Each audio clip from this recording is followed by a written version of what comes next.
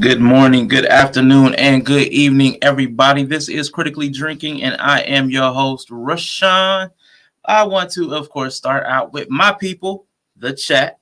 So I want to see who is here real quick, and it looks like it's just one of my faves, Inya. Thank you so much for being here, giving us all the verbiage. Peace and welcome to Critically Drinking, where we have the hard conversations but strive for solutions.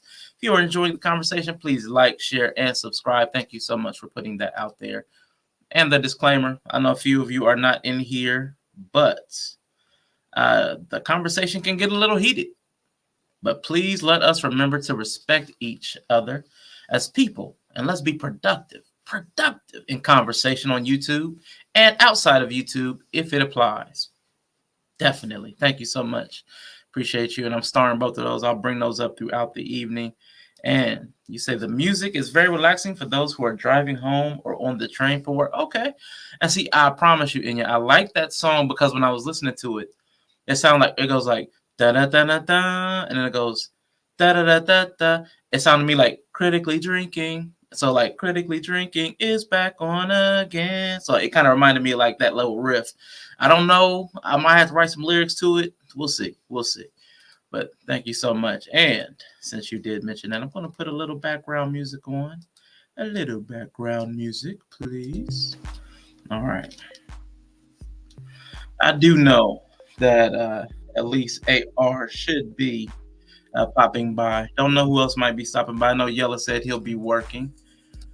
So I definitely will be starting this off solo. I do want to tell you all about what's going on. Housekeeping. We will be, let me put my little background, I'm gonna try to use this background anytime I'm doing channel content news. It says content planning behind here, but I'm covering it up. Big boy, covering up the words. Anyway, what I am planning on doing, guys, I want you all to know, ladies and gentlemen, that tomorrow's stream, I am rescheduling for Thursday of this week. I did see that Maat Speaks is going live at 6 p.m. Eastern Time. That's an hour into my show. So she's one of the people I love to listen to and watch, her and Hanifa. So on Fridays at 5 and anytime she's either Wednesday or Thursday, if she's on, I'm off. So just want to let y'all know that. So tomorrow, 5 p.m., we will not be having the show. I've already changed it in StreamYard. So look out for the changes. And Thursday, we'll have the wrap up to this week's conversation, which will be on choosing sides. So we do have one person here. I wanted to let you know about that. But hey, Aerosphere, what's up? How you feeling, man?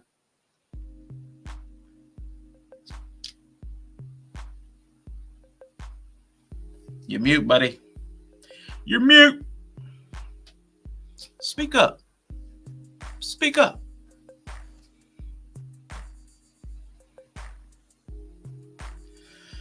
Nah, but I bet the women like this volume a lot better from you. I bet they like this a lot better. Silence. Yeah, there you go. You're back. Can you hear me? Can you hear me clearly, or it's kind of choppy? Yeah. Nah, you sound good, bro. You sound good. Yeah. Brother Clarence is going. Okay. I didn't even check. Yeah, so definitely. It's not even. I want to say we're working together. I haven't coordinated with anybody and yeah, I promise you, you first met me in the chats in these spaces. I still want to be a consumer. I want to be a content consumer. My first priority is to enjoy myself. So I enjoy my Speaks channel. I enjoy Hanifa. So if they're on, I promise you, I'm doing that first because that gives me like my satisfaction. And then doing this is kind of like, it's not work, but it's like, man, it's not viewing. So I don't even know what to call it. It's like somewhere in between viewership, which is my number one. I enjoy that. I don't even know. I need to find a word for it. See, I need to be more intentional. I need to find language for that. What are you doing, man? Groom off camera. That's how I brush my hair, man. Unfortunately, I got a sponge too. I'm half. Half. There you go. There you go. But Enya, really quickly, no, we're not working together. I wish we were supposed to be working on that back scenes, a bunch of content creators, but that kind of fell through. It was just too, the conversations. But it was just too, for some reason, we could not get together as content creators to agree on things or meeting times or all show up. It was very weird. But the people I enjoy watching, my viewership, that's going to supersede my content creation. So the conversations will continue, but again, it's going to be around my viewership because I enjoy the viewership, but I have to pay to content create. So that's kind of my ethos on that. That's how I flow with that one. But since AR is here, I got some housekeeping with AR too. Anybody that is listening right now or in the replay, please note that this Friday at 12 noon Eastern time, I will be, which way am I pointing? I will be having a one-on-one conversation with this guy. So definitely we'll be having a one-on-one. Look out for that. It will be a different type of conversation than I've been having on the channel so far. So it's more of an interview style, but I like asking. I'm very curious. I'm inquisitive. I like asking a lot of questions. So I'm going to be probing AR's mind, and you'll probably get to know quite a bit about him. Also, please go and check out the interview he did with Knowledge and Relationships very recently. I believe it was just yesterday. So Knowledge and Relationships has that up with AR. Sir Hell Speaks did one about a week and a half ago, possibly. So again, when Manosphere, YouTube conversations, this guy, AR, check out the things he's been doing, find out about him. This Friday, the interview on Knowledge and Relationships, and the Sir Hell Speaks interview as well.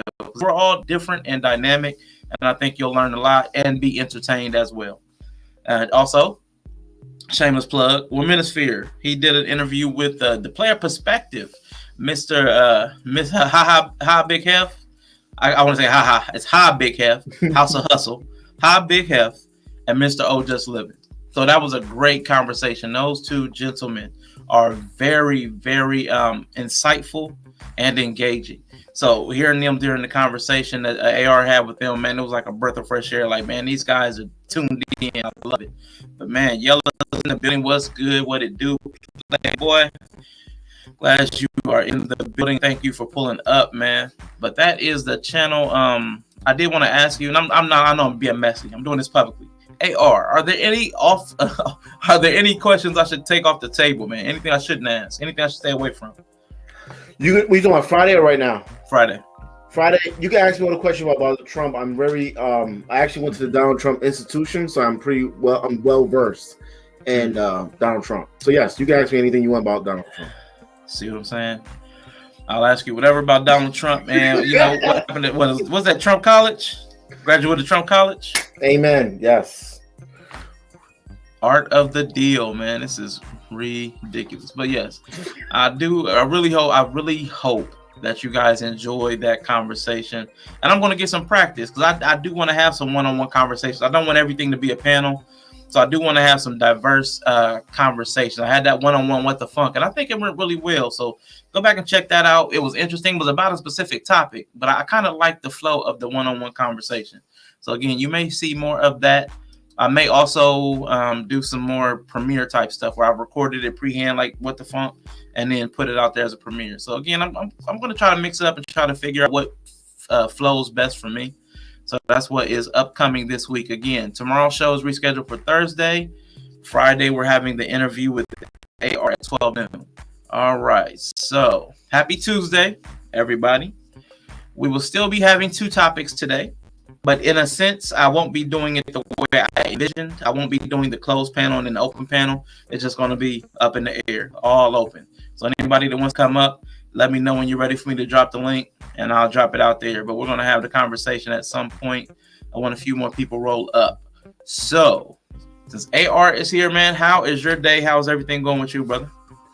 No, I'm doing good, man. I appreciate you having me on. I do want to say that the one-on-one you had with What the Funk was very interesting. Not just the conversations, but also the way you was tackling it. It takes a lot of skill set not to be biased when you interview, even when you disagree with them, because you are interviewing them, right?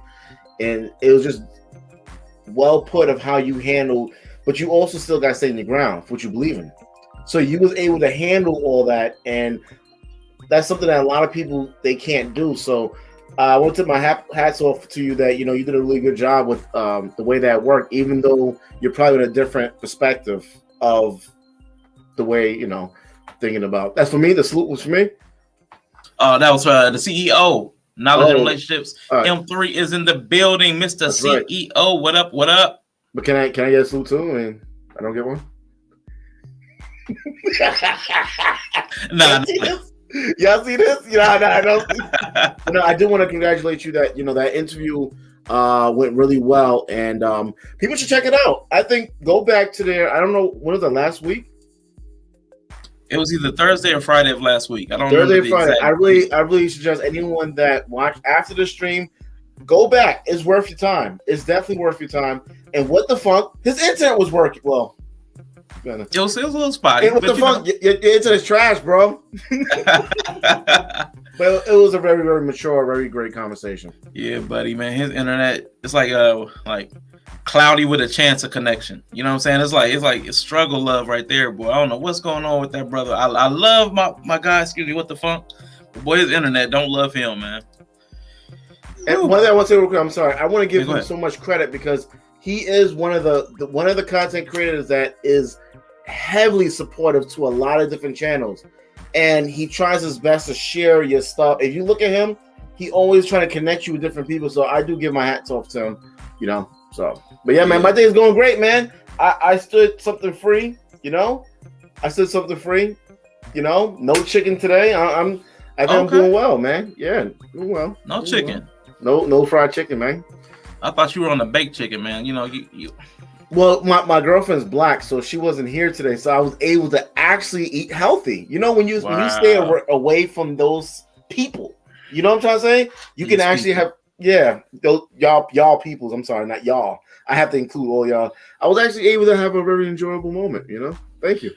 You know what's really funny when I talk to you though, because see, you go back and see. Sometimes I'm talking to the Irish AR, and then sometimes I'm talking to the the multicultural AR. You know what I'm saying? And you might switch mid sentence. You people, sometimes and I'll be like, wait a minute, which identity are you in, man? Irish or Blackish?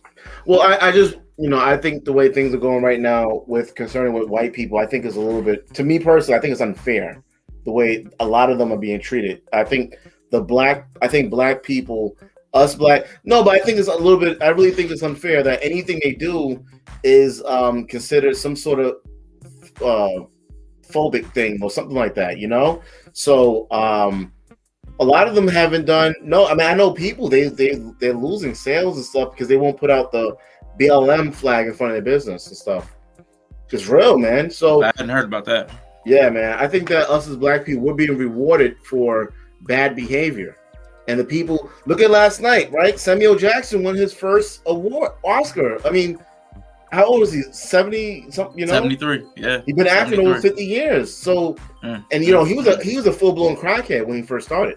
Yeah, I heard about that, man. I mean, so I didn't even see footage of him. I just seen Will Smith and Jada Pinkett, So, and Chris Rock is not as small as we think. He looked like he bulked up.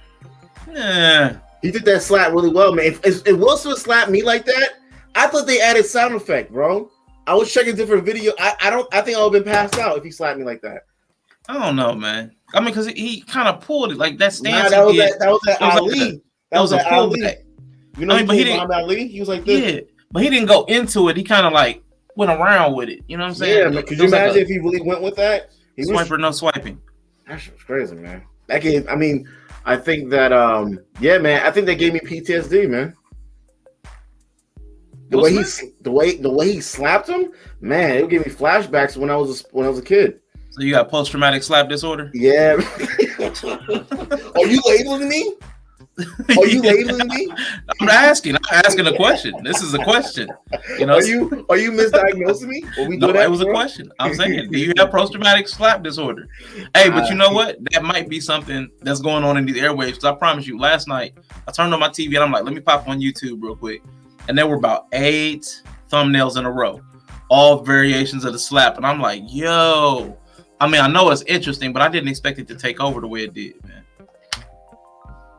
Who watches the Oscars? Now everyone. Well, we just seen that little scene, you know. Yeah, I've still never watched the Oscars. I believe, and I'm sorry for getting off topic, but I believe Will Smith is being bullied. Okay, you have a man that's been picked on by his wife publicly. He didn't do nothing. Maybe he did something in private, but he didn't handle it the way people want it. Now that he's in person, now that he's in person, right? Now that he's in person, another man is disrespecting his wife. Not him, not the, different his wife or her image. He handled it, and now he's being. So if he sat there, we'll be sitting there calling him a simp and a beta. Yella, where the hell you at? Get up in here, man. Yella said he had to work, man. So he's probably popping through, man, showing some love. So I definitely appreciate that.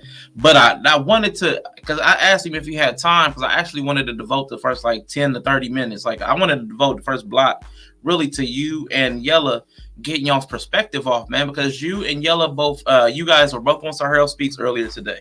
And neither of you really got to get your point across, man. When you guys were talking, because you had the opposite view of theirs, they kept cutting you off. Either Sahel or other people on the panel, they kept consistently cutting y'all off. And I don't think either of y'all got a full 30 seconds just to speak uninterrupted, like to get your thoughts. You know what I'm saying? So it just felt like, man, we have to be able to disagree and still let people talk. Like, I didn't like that. But what was like, go ahead and speak on that. Like, because I mean, you and Yella again had the opposite perspective. And let me change this background because we out of the planning phase. Get a little, we're chilling now. We're chilling. Yeah. So now, man. So what was going on with you and Yella? What was your perspective, and why did everybody think that Will was so wrong and they couldn't see that Chris, like, because if Will is having an overreaction, that's a reaction. I mean, to an action. Why couldn't they register Chris Tucker's joke as an action? Why are we so quick to dismiss that joke? Well, I think what they're missing is that, like, I'm 5'9", right? And I'm pretty big, and I'm skill set, right? If another person is making fun of my wife, right, or saying something distasteful that I feel to my wife, and he's like 5 feet, I'll leave him alone. But now we have Will Smith, Chris Rock they're equal, okay? So Will Smith handled him. Will Smith won't slap the shit out of me because I'm not up there with him. So Will Smith decided to say, okay, you're a public figure. Once I make an example out of you, all of my followers will get what I'm saying, and all your followers will understand not for you to keep my wife's name out your mouth. Now, the thing that I disagree with coming on these panels is that everyone was in that particular panel. Everyone was changing the scenario. We're talking about the Oscars. The other guy was talking about an award show. So I was like, "Is this a war show or an Oscar?" No, but I'm just saying, is this a comedy show? He's a comedy show. I'm sorry. Yeah. Is it a comedy show or an Oscar? Which one is it? Because it's two different. You get paid to do jokes. Okay, cool. You say something, and I responded to it. Or Will Smith responded to it. You can't choose how people respond, and we know that's in real life. You cannot choose how to respond, how someone's gonna respond to your ignorance. And I think that everyone, Bolo was talking about the Avengers, and like Yella told me, they needed the Hawk. They needed the ignorant green close to black Hawk. They needed the strength. But he wanted to use his brain during the time. He wanted to Yellow. Oh, yeah. Right. So I'm gonna let Yellow finish that up. So I think that's the main issue, is that us as men, right? Are we gonna teach our kids not to stand up for themselves? Now, like I said, when I take my wife when I pick her up from work, we take the train. There was a situation that occurred when she went to the train station, and she said there was like these men that said that they wanted to slap her ass or something relative to that. And I said, what color shirt what they're wearing? So she was up on the stairs. She took a picture and sent it to me. I had to go over there because she has to go up there. I had to go over there and explain to them, listen, that can't happen again. The way I handled it was physical.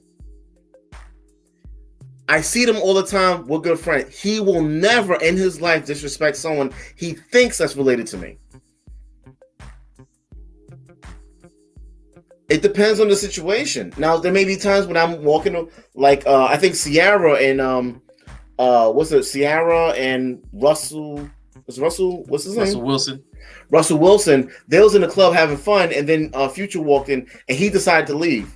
That doesn't make him a pussy. He probably made the right decision because, like, the issue that may come with this. I may do time in jail, so he left. I think that was great. Mm-hmm. Now, Future came up to him and said something about his wife. Now he got to decide. Wait, I'm raising his son. I got to do it now. He got to make that decision if he wants to handle that. So, what I think is that I don't promote violence, but I do promote you need to stand up for the way you need to stand up for you as a man and be intelligent about it. But you're gonna teach your kids not, if I think someone else get an example is that if your kid is being made in fun of in school, blah blah blah. We know mama jokes don't work in school. We know, you go to school, you talk about someone's mama, you're gonna get your life, come on. We know, oh, your daddy, blah, blah, blah. You can talk about all these people. When the mama jokes come in school, elementary, junior high school, and high school, you're gonna get, come on, bro.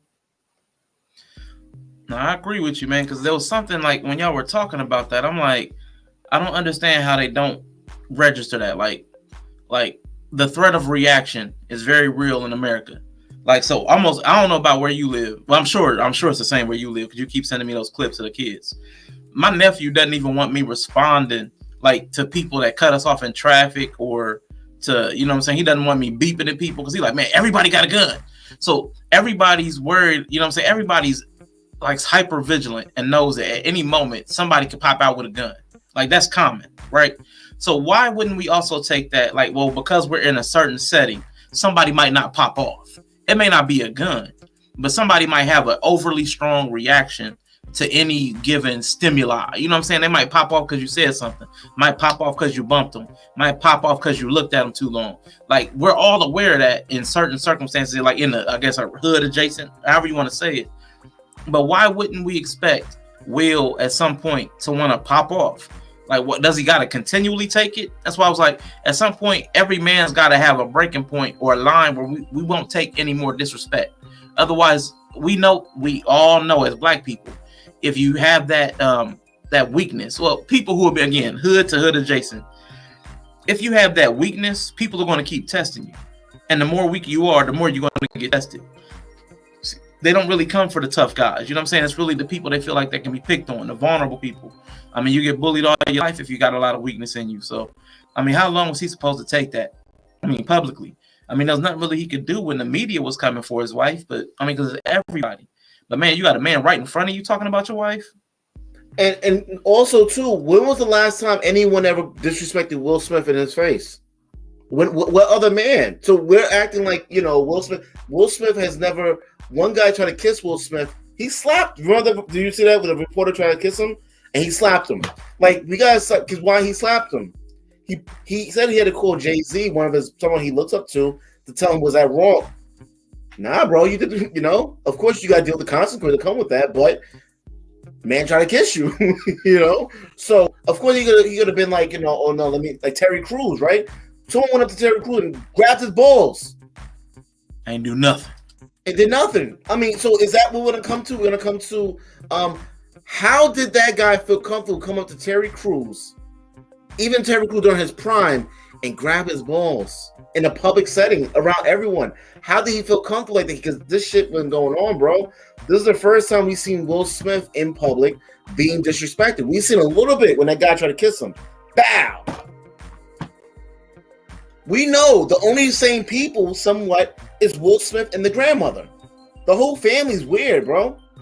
But it's his family. Like, you could have made it fun of anything, but you decided to make fun of her during. I don't even think she has that Appalachia or whatever it's called. I think it's just a promotion, but it doesn't even matter. It doesn't even really matter if she does. Like, you do run the risk when you make a joke about somebody's family that anything can pop off. Like, I wouldn't even joke about anybody's wife or their kids, whether it was true or not. Like, it doesn't even matter if she has alopecia. You're making fun of her. And that's what somebody on the show said. They said something about there's a difference between a joke and an insult. Well, a joke can be insulting. You know what I'm saying? So what they were trying to figure out was the difference between intent versus impact. The intent might have been to be funny, but the impact was harm to either Jada or Will. You know what I'm saying? Or otherwise, again, if we take it as serious, if it's not a promotional stunt, like let's just pretend like it's authentic. So if that's the case, man, it's 100% authentic, man. Then yeah, definitely. They was acting weird, bro. They were saying, "Oh, but if you're in a parking lot, if you're outside, and look, he fucking slapped him, bro. He didn't, like you said, he didn't go. I'm sorry for cursing, but he didn't go all the way through. He just slapped him. So yeah, he was in a classy setting, so he handled it classy. He slapped him.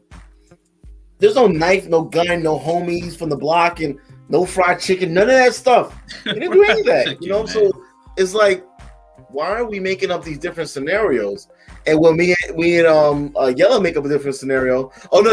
Let's stick to the topic. Let's stick to the topic. Yeah, that's crazy. I don't think I got 2 minutes. I don't think I got to speak for a minute. Everyone was jumping off on me. One woman was talking about she's a nurse, and you get paid to be a nurse. What are you talking about? You're dealing with people who are medically sick and mentally insane. They may say, "Okay, it's your job, bro." And then listen, anyone that's on the panels, you have to understand. I'm a very nice person, but if you come for me, or even try to correct what I'm saying, I'm gonna fire back on you. Just accept it. Whatever I say, just take it, or take what comes with it. Yeah, well, let me just give a shout out really quickly to people in the chat, because we have a lot of big wigs in the building, man. We got Yella, CEO of Yella Pill Coffee Co. If life gives you lemons, make coffee. Then we got the COO of Knowledge and Relationships, the Intellectual Soapbox, the man that makes everything go. The Intellectual Soapbox has his own channel, so everybody please go over to the Intellectual Soapbox, where you'll get the stimulating conversation and sometimes the sports topics that, of course, evolve into other things, because he has a broad mind. So definitely like and subscribe his channel as well. Support the brother. He's definitely one of the most interesting guys on the internet. What's that old Dosaki? The most interesting man in the world. Yeah, the Intellectual Soapbox is one of the most interesting men on the internet. And of course, we already shouted out the CEO, M3, what it do. But we also have, man, we got a new main mod. The main mod, Inya. Thank you for everything you are doing, man. She came in and gave us the verbiage, disclaimers. Conversation get a little heated, but please let us remember to respect each other as people, and let's be productive in conversation on YouTube and outside of it. Don't slap anybody if it applies. And peace and welcome to Critically Drinking, where we have the hard conversations but strive for solutions. If you are enjoying the conversation, please like, share, and subscribe. I love the way she phrases everything. I love it. But real quick, man, I appreciate all of y'all for being here. We are going to definitely, we got a power instantly drunk. With power. please chat in the building. That's right, yo. We are police brutality in the chat. That's right, man. You get people are rich, man. They all go ham. I love it. See, now we wonder what goes on. We talk about Black Lives Matter. You get these people guns, man. It's like the rich. Hey, you move to stand up, sit down. Like, yo, right. Please chat in the building. Power, man. Instantly drunk with power. Hey, I'm about to do a hard left real quick, right? Wait, before you get, can I say one thing? Go ahead. Yeah, go ahead. That's the topic. Listen, right? So my brother can't say something about my wife in person. He can't make funny jokes about my wife. I can't make funny jokes about his wife in person. Like, it's like, I don't know why people are acting like it's that. I mean, we could do. No, I can't make fun of my brother's wife, the way any of her appearance. Now, if we're playing a game and she does something, even something that innocent, I still watch my mouth, because like, you just don't know how people are gonna take it. Now, if it's my brother, I'm saying all kinds of things about him. Like, I talk bad about in front of him. I talk trash about him, bro. Like trash. I think he's a chicken eating, a KFC chicken eating, a coon. He's all that stuff. I definitely agree with that. But at the same time, now when it comes to his wife or his children, I don't even joke with my nephew, nieces, or his wife. I don't know why. And that's my brother, my younger brother. I still don't even joke with him like that. So, Arshawn, me and you in person, how do you feel comfortable making a smart remark about my wife? See, how do you do that? See, the troll in me instantly wanted to have a joke, but I'm like, yeah, but you're right. No, I wouldn't do that. I wouldn't do it. No, I get it. Now, if it's me, you could do that. But like, I think and you don't know. Let's say you make a joke about my son. You don't know if my son has a disability. I've seen that happen in the chats too. Yeah, I've seen that. I've seen that like, very people making fun of blind people. I have a nephew that's blind in one eye, and I'm like, yo, if he was in person, maybe I'll stab you. I don't know. Like, there's some really intelligent people. I'm stupid. So, and there's a lot of people that's stupid as well. You want to have an intellectual conversation with someone? I'm not the person to have the intellectual conversation with when you diss my wife or family. So now we can move on. Yeah, real quick. Also, Simon, thank you for being here. I'll have a question for you, but I want to shout out Auntie JP. JP, the Matriarch, is in the building, everybody. So thank you for being here. But Simon, I have a question, man. Yesterday you said something. Somebody interpreted it for me, for us Americans. But I want to know what click your toes means. You said click your toes, AR. Click your toes, AR. Click your toes, bruv. So, I mean, if you could put in the chat, what does click your toes mean, man? It sounded hilarious. I was confused. Somebody told me it meant like, you know, they told me it meant something, but I want to verify it, man. I want to go straight to the horse's mouth. But like, real quick, even with Simon, when I started to see Simon in the chats and stuff like that, I was starting to make fun of his accent. But I said, well, hold up. I don't know him like that. Right. I have a lot of jokes. I'm saying, hold on, I don't know him like that. So, and this is what I'm saying. We got to be sensitive to these things because you may see these people in person. Yeah, it's possible. Now, Sean, me and you know each other a little more familiar with each other. So I'm going to say F you all day. Yeah. I'm probably going to get a flag saying that. I'm going to get a shirt saying F you. Because I believe in it, you know? There needs to be one of those T-shirts on your new spring. So make sure Women's Sphere versus Manosphere, go over to the channel. He's got some new merch out. We're going to have to get one soon that says, like, say F for Sean. Or whatever you said, like, say he ain't shit. I think you said, say Sean ain't shit. Sean ain't shit. You know, it's got to be something like that. That might have to be a call and response. Everybody say Sean ain't shit. Sean ain't shit. Say Sean ain't shit. Sean ain't shit. But, you know, I don't take it personal. It was all jokes. But like I said, I was going to hard left yesterday.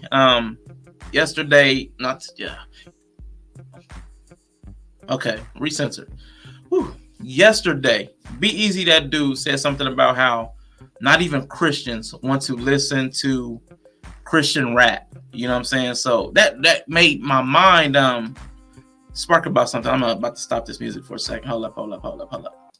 That sparked my mind about something because I'm good friends and like pseudo related to some Christian rappers. So I wanted to play this song by my pseudo sister, Bink. She was with this artist named Rufus Black. I am going to bring this up, and I just want y'all to hear this. Hopefully the audio works and everything. But she's super talented, y'all, and she's a Christian artist. But I mean, the music I can listen to. I'm not a Christian, and I don't really listen to gospel or anything. But their music is something I can listen to. So I'm gonna play it for y'all. I asked her. She said it was cool.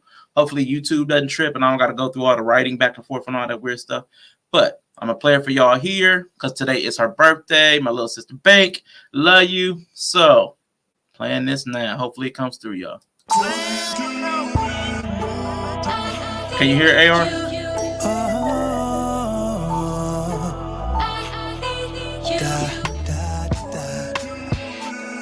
I just want to say thank you for never leaving me nor forsaking me. I owe it all to you. I thought that I wasn't good enough, but you saw something inside of me. I felt too good for the church, but too church for the streets. So I would drown myself in gas and Hennessy. I was lit every day, but that was praying. The devil heard everything that I was saying. Had me feeling like my soul was faking. But you said I would never be forsaken. Hold up my cross, crying and shaking. Waking up every morning, heart aching. I know I needed you, and just you. Jesus, I need Jesus. Oh, Jesus, I need you. Jesus, every day. Jesus, my Lord. Jesus, my God. Jesus, I need much when times got tough, but the spirit of joy was inside of me. I had to save you wholeheartedly, or I would die by the hands of the enemy. I was lit every day, but that was praying. The devil heard everything that was saying. I be feeling like my soul was fake. So lost. But you said I would never be the same. You said hallucinating. I know all I needed was you. Just you. Jesus, I need Jesus. Just you. Jesus, you knew me, yeah, from the womb. Jesus, my refuge. Jesus, yes, Lord. Yeah. More grace, Lord. That's my heart's prayer with my face to the floor. Humility is how I seek your face, Lord. Can I do it on my own? I say no way, Lord. You've been too good and your love's too strong. My heart too smart, sometimes my head too dumb. I look to the hills where my help comes from. I look to the hills where my help comes from. You're the reason that I continue breathing, and it's by your word. Even when I'm being a heathen, like I have the nerve. Seeing that I needed a cleaning, you've given me word. Jesus shining through like the beacon is giving rebirth. We can make a holistic grievances that we observe. Treason violating allegiance to the one we serve. But he told me he'll never leave me in scripture and verse. Made me switch and reverse. Yeah, then he lifted the curse. When I didn't deserve. Jesus, I do every day. Jesus, I need you. I need you. I need you every day. I need you. Jesus. Jesus, my God. Jesus, I need Jesus. Jesus. Jesus. Jesus. Jesus. Jesus. Jesus. Jesus. All right, so it might be the only time, man. It might be the only time in the world, man. But y'all gonna hear y'all got Jesus being called out on this station. It might be the only time with an AR and Yella up on here. But hey, I wanted to give a birthday shout out, man, to my little sister Bink, who is the female artist on this track by Rufus Black, y'all. So I just wanted to show some love real quick. But Yella, welcome to the stage. I'm sorry, I'm trying to stop that. Boom. My fault. Yella, you there? Yella. Trump, you there? Yeah, man. Well, he said, let me clear out. I'll be okay. So you say you look at the back chat. Cool, yeah, cool. My fault. Yeah, Cool. It was dope. It was cool, man. But it's definitely true. Christians don't like to listen to gospel music.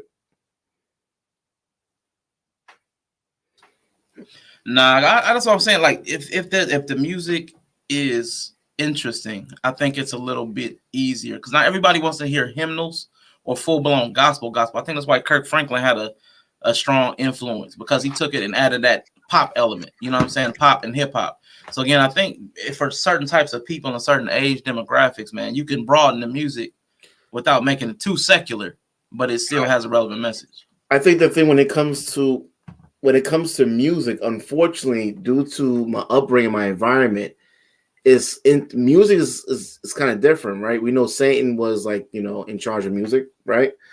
So music is very powerful. I don't believe I can ever fully convert to a different kind of music other than the violence, rap, right? Mm-hmm. I can listen to other types of music, but my favorite type of music is rap music, Jadakiss, stuff like that. Okay. So Jay-Z, so forth like that, So a lot of the people that grew up in urban communities don't like to listen to gospel music fully. I'm talking like that. That's their, because of the fact that that doesn't reflect our lives and our trauma, you know? I'm just trying to connect that to what you said about Satan being the minister of music. Like, and then you said you listen to rap music. So like I'm trying to follow that logic. What I'm saying is that music is very influential. Very influential. Yeah. It's very, very influential. Okay. All right, cool. I know Yella said he had to step out and come back because I definitely wanted to get into his stuff. Before everybody, thank you everybody who stepped in. I know we had talked a little bit AR. AR and Yella were both up on the panel at Sir Hill Speaks Network. And I definitely wanted to hear their perspective, man, because they really didn't get to speak much. They were getting cut off left and right, man. Ooh-wee, Sunday Service Choir. Hey, what about that, AR? What do you think about that Kanye Sunday Service Choir and other crossover styles? You don't think any of that has a broad appeal? It has an appeal, but I don't think I'll listen to it on a consistent basis. It's cool, but it's not something that, I don't believe so. And I'm not the only one that says that, you know? Yeah. What about when mainstream rappers go gospel, like Mace, when he went for about a month, he went gospel? No, because the context of things he's speaking about. So it's just not relevant to your life anymore. My life, my past. When it comes to music, got you. The thing, Arshawn, I need you to understand is that my mother is Cuban and we're still Cuban Puerto Rican. I'm still black. You know what I'm trying to say? So part of the blackness in me has to hold on to that negativity, bro. It's like we can't fully flush that out, you know? Did you say negativity or niggertivity? I just want to make sure. No, I said negativity. I just want to make sure. You know how you are, man. Now, see, you got that in your head. You therapy, man. Hey, man, I'm starting to tune into the way you speak, man. You be slipping in little black jokes every now and then. I'm like, man, that's the Irish one. That's the Irish AR, man. Like, golly, boy. That's IR, not AR. That's IR. That's your alter ego, man. The Irish alter ego is IR, man. But, one thing I will say about that, I was blessed to see the dynamic of how they live. My grandfather, my father's side, because on my father's side, my grandma, she's Trinidadian. But to see how they are, they're the way they are with like family and stuff. I know black people the same way, but where I was at, I didn't see that. The way they do wills and they do stuff like that lift my black ass off. But, Yeah, man. All right, well, I don't know how long it's going to take Yellow to step out and step back in. He might be busy. So I am going to get ready to let everybody know where we are because I didn't get into the questions or anything else. We've been going through a little random topics and things, everybody. So right now, I did want to do a better job of couching the conversation. Oh, there we go. There's the CEO of Yella Pill Coffee Co. Yo, can y'all hear me? Yes, sir. Yes, sir. All right, what's going on, gentlemen? Yeah, I got a few minutes real quick to come holler at you. Yeah. Well, go ahead and unburden yourself, man. I didn't get to really hear what you was trying to say on Sir Hell Speaks, man. I wanted to hear it in full. Hey, so look, basically, and I'm glad, I shine. I stand up and fight the army by myself. You know what I'm saying? But I'm glad. Sir. That damn crazy ass birds get y'all. I'm grabbing some lunch real quick. But I'm glad AI came through, man, because it was like another voice of reason, man. You know what I'm saying? So basically, and I think me and AR was kind of trying to say the same thing, man. It's like at the end of the day, it just seemed like people is contradicting the hell out of themselves, man. You know what I'm saying? We sit up on these panels all day long and hear about people telling us, oh yeah, we tell the women, oh yeah, y'all gotta be submissive, y'all gotta do what we tell y'all to do, and y'all gotta be under our rule because we all leaders and we provide y'all the protection and all this other stuff. And you know what I'm saying? We gotta hear black women talk about all day long, talking about some we're not protected and black men are protectors in there. As soon as one protect on, as soon as a black man step up to protect the black woman, now everybody like, no, well, you can't do it like that. You can't protect them like that. We didn't mean like that. You can't react like that. Nah, I definitely agree. I think that's a conversation we need to have, man. I hope I don't start off a bomb right now. But I think people, like, that conversation made me think, and I think a few other conversations. A lot of us in this space are just living in, we got a Twitch raid. I'm sorry, I got to interrupt. My first Twitch raid, Brother Darkness. Yo, Twitch turn King, up. man. Appreciate you, bro. Appreciate you, man. Definitely. Turn I up. stopped by and watched a little bit of your gaming stream earlier, man. So I was lurking, man. I was lurking. Turn up. Yeah, go ahead. So, Yeah, I think the thing that people don't understand is that when me and Yella was there, exactly the issue with Will Smith was happening on the panel. People were speaking about me, saying that I'm not a real man. I don't know if they said not a real man. I think they said Hell yeah. Yep. Go ahead. Say, like y'all speak on that. and weak, soft. Weak and soft, and I didn't even address it because it was a Childish. Look, hold on. Childish. Hold on. We got called childish. We got called irresponsible. You know what I'm saying? We got called immature. Oh yeah. It was now, a lot see, of that. even with those insults, I may let it slide because you're not talking about my wife. But even with that in person, you still didn't learn from Chris Rock. People need to see, and this is why he got slapped, because in person, I don't get spoken to in real life. Okay, not just internet stuff. So if we take that same conversation in person, that conversation would have went left and right because of the fact that you're speaking to me in a disrespectful way. You can't talk to a real man like that. You can speak to your mother or speak to you. Well, you can talk to your wife like that, but you can't talk to me like that. Right. And I don't slap people. So, you can't. I'm being insulted as a man, but I gotta sit there and take it because I'm not a proper gentleman. Come on, bro. Right. That shit weird, dog. It's like, you know what I'm saying? They trying to make it to seem like we have to. If you want to show how manly you are, you got to take it, bro. The fact that I'm sitting up here with a panel of people and they trying to tell me that one man getting the hell slapped out of him and not doing nothing was the tough one. He's the bigger man. That boy got his tuxedo slapped around, and y'all trying to sit up here. Well, he took that L like a man. No, he didn't. My only thing was the fact that they couldn't understand that if they were all very clear, like. Will was reacting, Mm-hmm. right?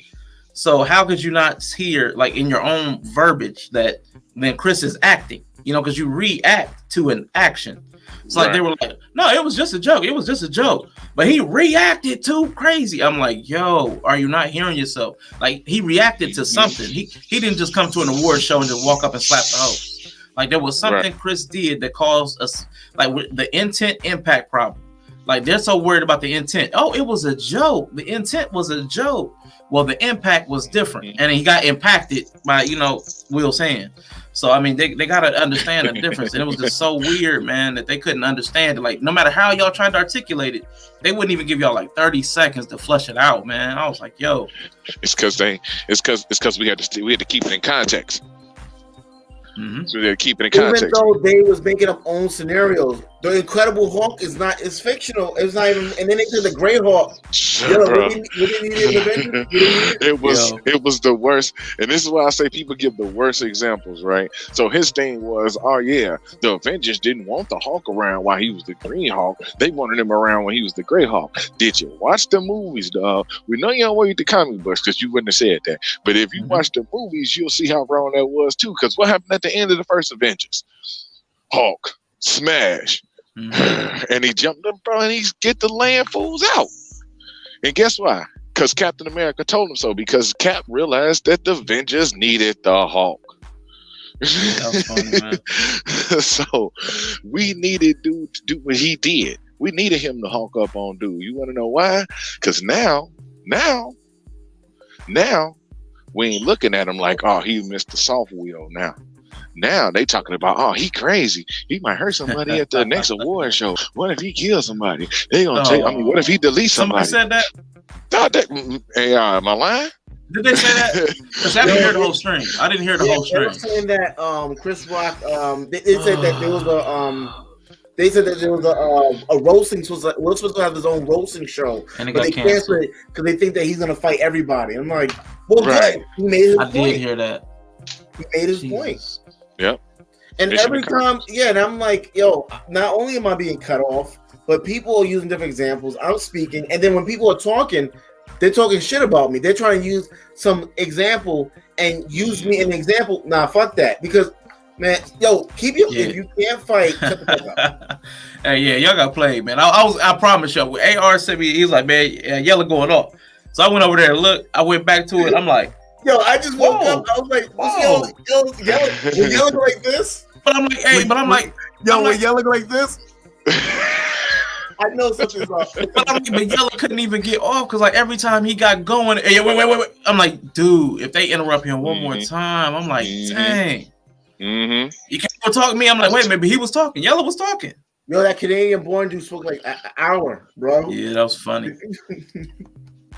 That was funny. Hey, but I was like, man, y'all's perspective though, man. I appreciated y'all's perspective because it was like, it's cool to talk about Will. His wrong to assault somebody. You could talk about that all day. But why did he assault somebody? You know what I'm saying? Why did he go and put hands on dude? Like, so right, exactly. How he felt about it. We don't know exactly how he felt about it. Again, assuming it's real. I know a lot of people say it's fake and fraudulent. That's cool. But assuming it was real. Oh, them people, Jesus Christ. Can we talk about them for a second? I mean, if you want, man. If you want. Because look, these man, my boy made a post yesterday, man, that hit them type of people right on the button, right? And he was like, okay, so let's play into your narrative, right? All this is all fake and all this was a distraction to distract us from all this stuff that's going on. Okay, say that's true. What the hell you gonna do about it? What you gonna do about the conflict in Russia? What you gonna do about the high-end gas prices? What you gonna do about all this shit? You ain't a governor, a senator, you ain't even an alderman, bro. You ain't even ran for office. So what are we distracting from? That ain't got nothing to do with us. On the ground floor, like at the end of the day, like individual people, but that ain't got nothing to do with us, man. Shit, you know what I'm saying? I got real bills in real life. I'm not concerned with Syria or Russia or Pakistan, Afghanistan, Instagram, who eat ham, Sam I am, spam between crackers. I don't care because I got my own problems.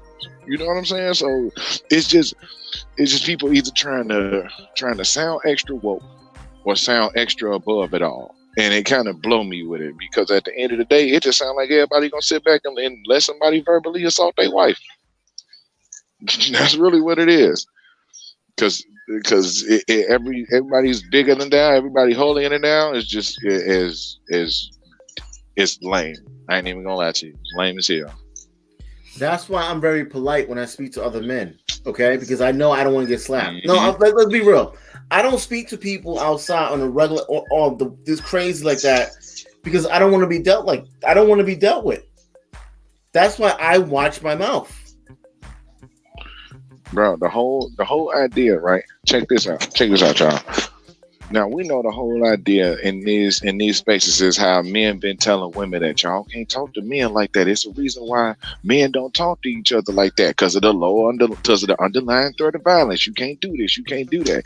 And then when that situation presents itself, now we want to be like, oh yeah, he was weak. No, that's what we was talking about.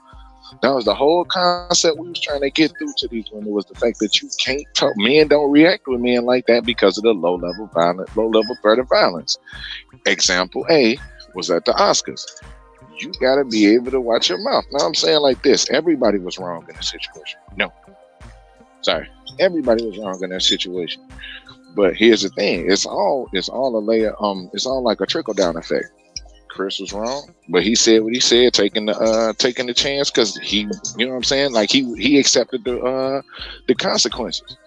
When Will heard what he heard, he decided to thank you. He decided to do what he did, and he got to accept the consequences for that. It's too weird. At the end of the day, it's too weird because we just. Man, yeah, I can really ramble on it because they was blowing the hell out of me, bro. It's like, oh man, these what kind of messages we sending with these two black men? Look, they contradicted themselves the whole fucking time. I got like 2 minutes to get really lit. All right, they contradicted themselves the whole fucking time, and the main thing they contradicted themselves on was the fucking race thing, bro. They sitting up here talking about, look, I'm a cam up so I can rage out. They they sat up there and they made this whole big thing about black men being the two people involved in the thing. How could one black man go up there and slap another black man? Oh, they did this and it was a black produced Oscars. But when I sit up here and say, oh, this sound like it's y'all shouldn't have acted like that in front of Daddy White Man, then everybody throw their hands up because that's exactly what it sounds like. What difference do it make for the platform. If motherfucker felt disrespected at the Oscars, at the Oscar Mayer Wiener Factory, at Oscar's tire and brake shop, it don't matter. But the fact of the matter is, y'all, they didn't want to see him act like that in front of all them white folks and all that other shit. Bro, get the fuck out of here, man. That's the problem now. These Negroes be trying to fit in daddy white man space, but at the same time want to act like they holier than now black folks, man.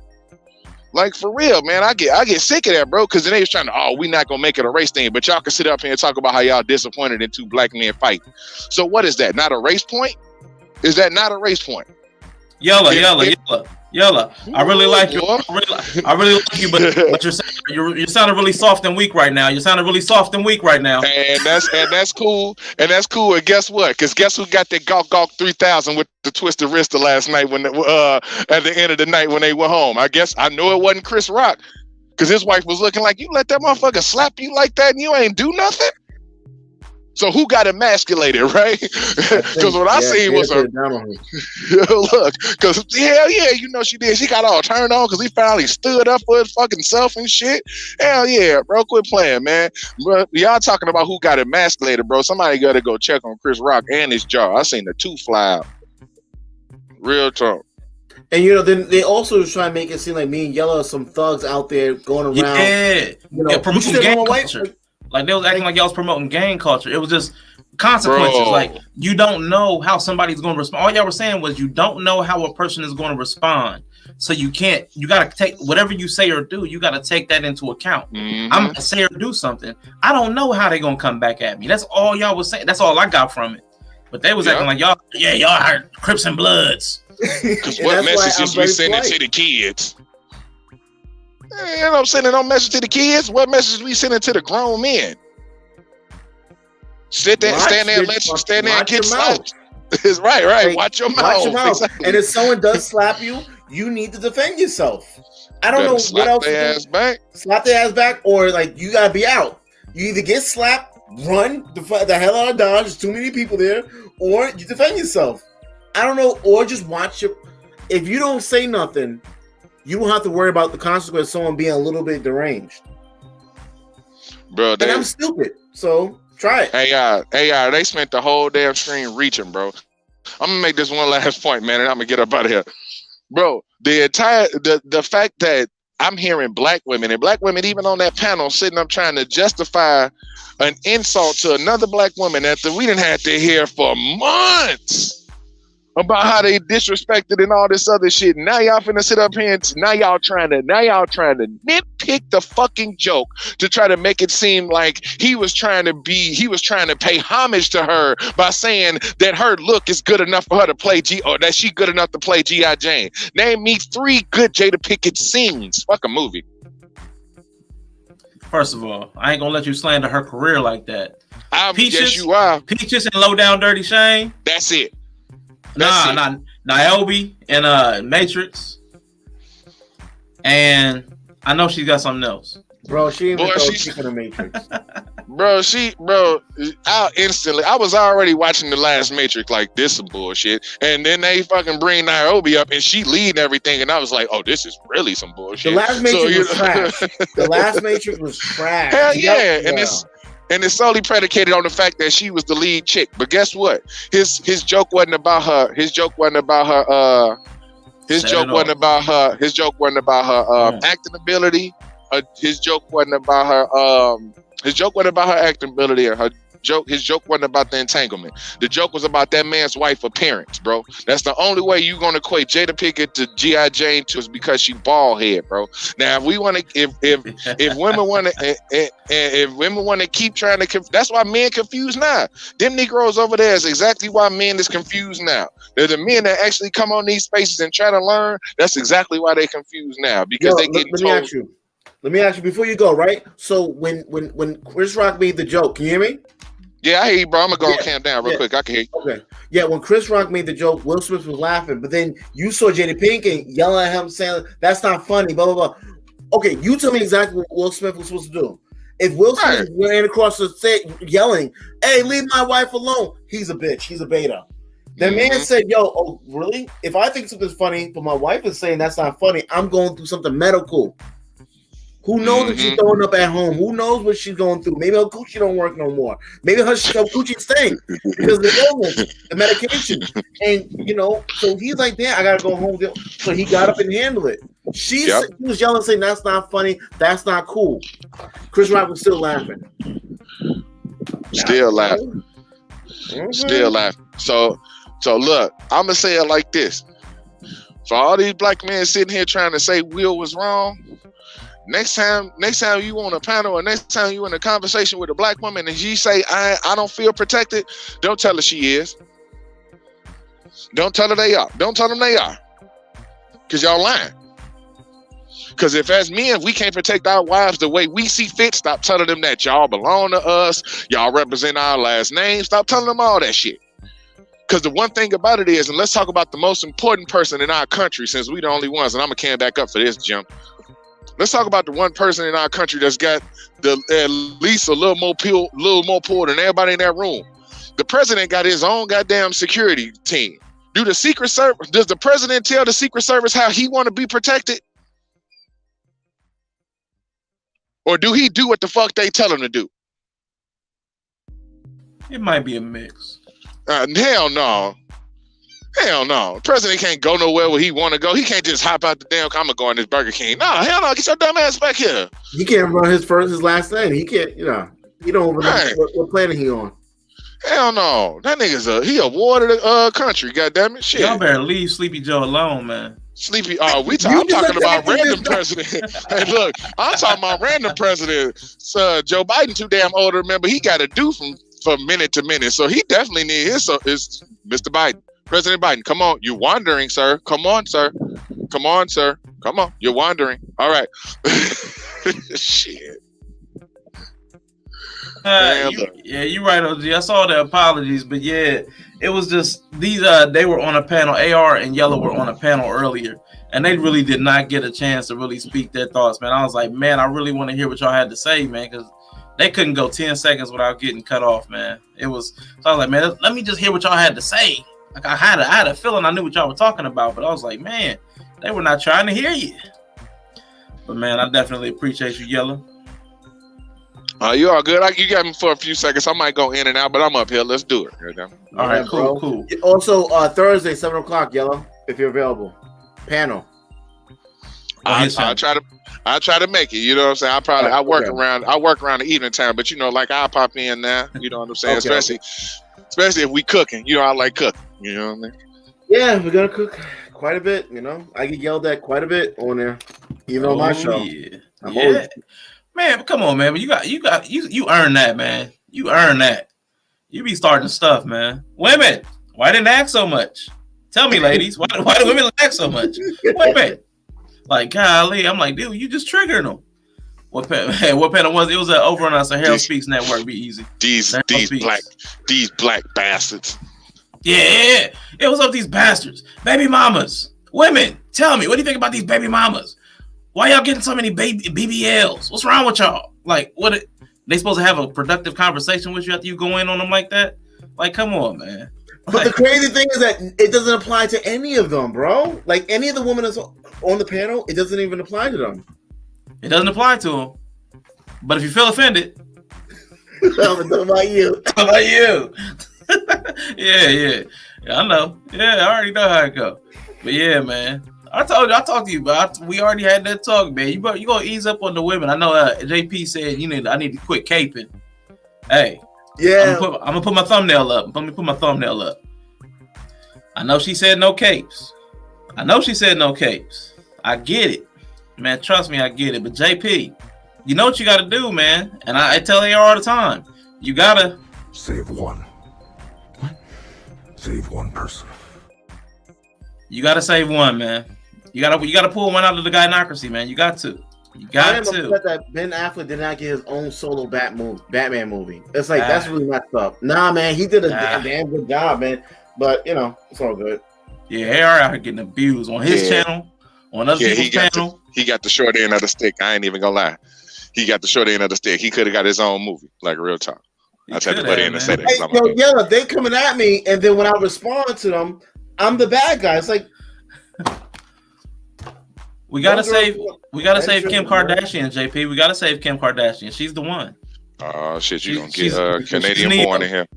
I'm joking. You're gonna get Canadian born in here. Oh my God! No, OG. Oh man, Nah, OG. I'm not even gonna start on him, man. Let me say something else, AR. But what about this situation? AR, what about this situation? Oh no, but what if it was me? Thinking you get. It's the same shit. If you too big, I just walk around and No, AR. What if you slap him and he pirouettes on his left foot and he just happened to lose his equilibrium and he slipped and he fall on his ear and he busts his eardrum? Then what? You didn't hear that part, Arshawn? Too much. If I slap someone, they fall and they break their head or something. And they die. I did. I was that on that panel because I saw that somewhere. Like there was like a they hit Betty White and she fell and cracked her skull. Like there was a whole big old giant crazy scenario around slapping somebody and they could die. Well, I was like, wow. He said that to me today. He was like, "What if you slap someone and they fall and they bust their head and they die?" I gotta accept the actions that come behind that. I'm not saying I won't accept what happens that, but I'm trying to protect my wife. I mean, I'm not gonna sit here and yell back at you. Maybe I ignore you. Maybe I say, "Babe, you know what? Not a big deal. Let's just keep moving." Maybe I won't. I mean, but it's true. But that's like we're going into such like y'all talked about it too. We go into such wild extremes. Not just about this like Chris Rock thing, like the whole manosphere thing. Everybody uses these most wild, extreme examples to like tuck their point into. What if she has? What if she has 10 kids? Would you still be with her? Yeah. Would you still date her? Or, oh, he abused me. He beat the shit out of me. So I left because he beat me so bad. Okay, you tried. But JP.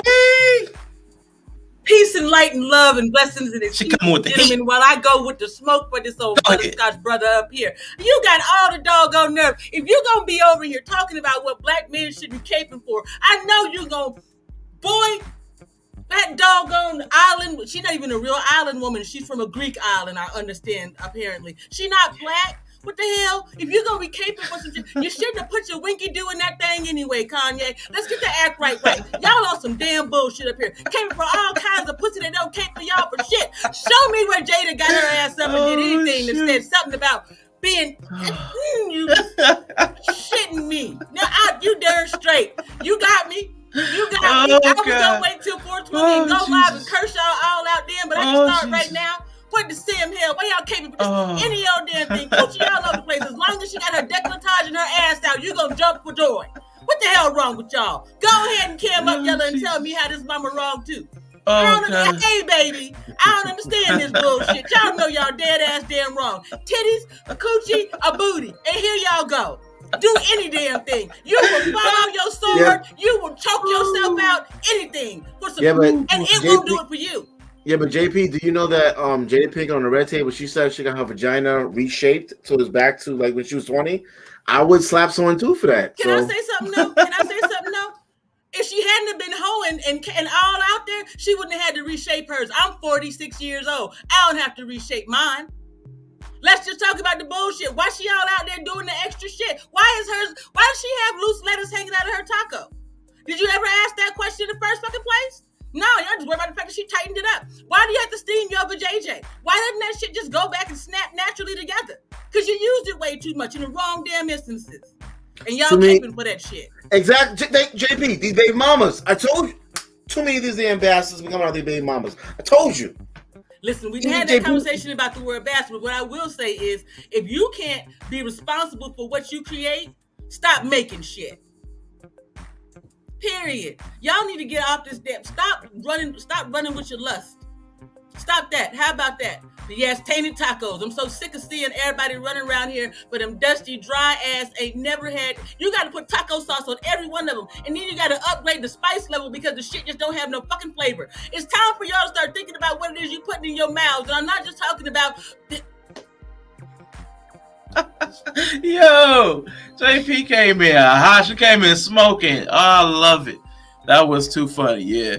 See what I'm saying? Look at that, a well-balanced sandwich. She got all the natural ingredients in there. Put you a little peanut butter and vinaigrette on top, and you got a nice damn meal. Don't you be talking about? Nah, we're gonna save Jada. We're gonna save her. Listen, I'm gonna be honest up here. It's not that I don't have skeletons in my own closet. It's that I kept them out of my children's eye. I did everything to not make. Listen, I went through my own shit, my own traumas until I came into the social media space and was willing to leave my legacy. I wasn't willing to put that shit on Front Street. And before I did that, I made sure that my children understood that it was a reflection on me, not them or their father or anybody else. Now, if we can't move like that as women, then we can't be expecting men to cape for any damn thing. We have to be stand-up people too. And Jada being mad about being talked about for her bald head and that relevant green dress. She looked like a glowworm considering when you look at the pictures. We got to talk about it. Yes, it is Taco Tuesday, and I don't do tainted tacos. Yeah, but I think, at the same time, if you make a joke about someone, JP, you gotta be acceptable to. I mean, man to man. If you're man to man in person and you joking about someone's wife, we know that it wasn't about the joke. We know that slap was for all of us that have been laughing about his memes and stuff. But that's the first time that it's like you dealing with me right now, right? You never seen how I react in person. So when I do, you're like, oh, I thought AO was a good person. Yeah, but no one fucked with me in person before. I've never seen someone disrespect Will Smith to his face before. Except for that news reporter, he slapped him when he tried to kiss him. I will say this yet again, because I have a hard time with the understanding. And I have grown up with all types of men in my life. All throughout my life. My father and mother were married till my mother passed away. My father has married another woman. They've been together for 20 years.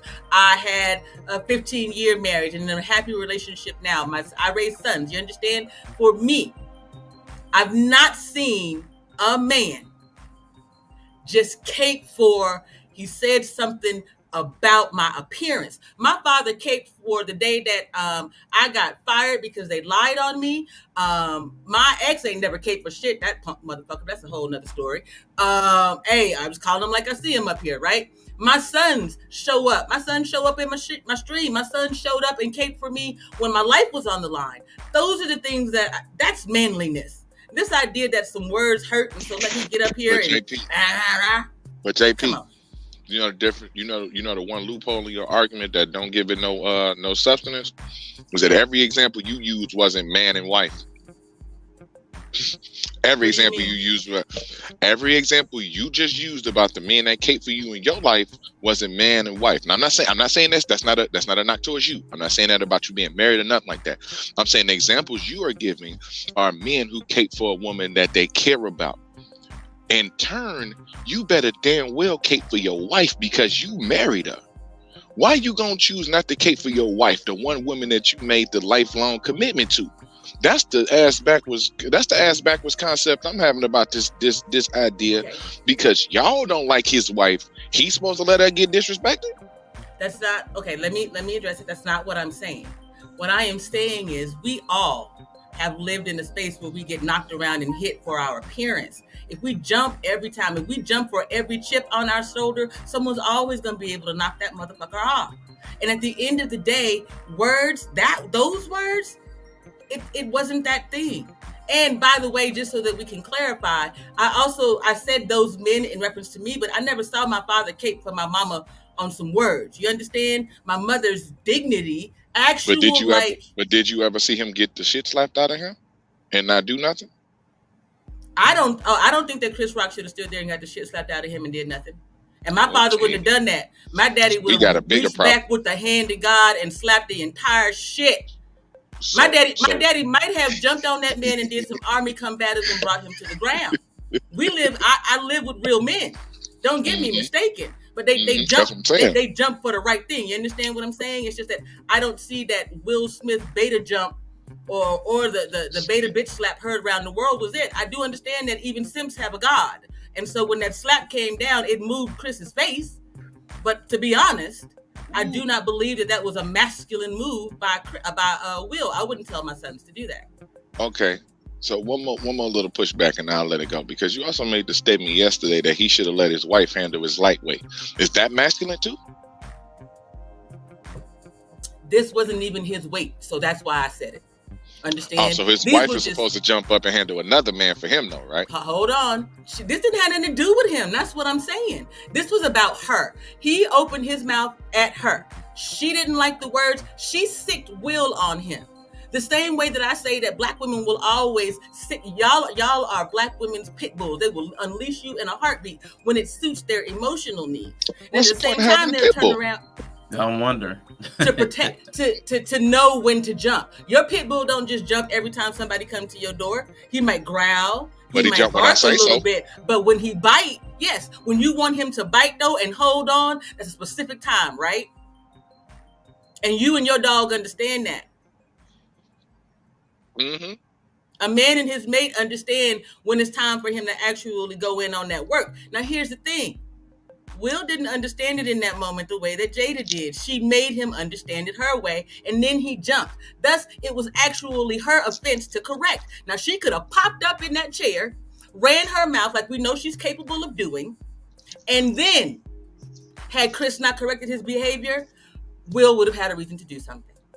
Okay, anybody else want to say it before I say it? But y'all disagree. Anybody else want to say it before I say it? Yeah, y'all would. But if Will Smith sat there while his wife is popping off, y'all would look at him like he's either way. Will Smith, he wouldn't have win that situation. That don't work. Will Smith handled it exactly the way he should have. Correct. I disagree. See, the thing is, like, and exactly, y'all are spot on, and AR is dead on too, because we'd have clowned him either way. He's already in the doghouse. Like, for the last 2 years, he has been emasculated to the highest order because of the crap she's done. But Yella hit it on the nose. That's already your plate.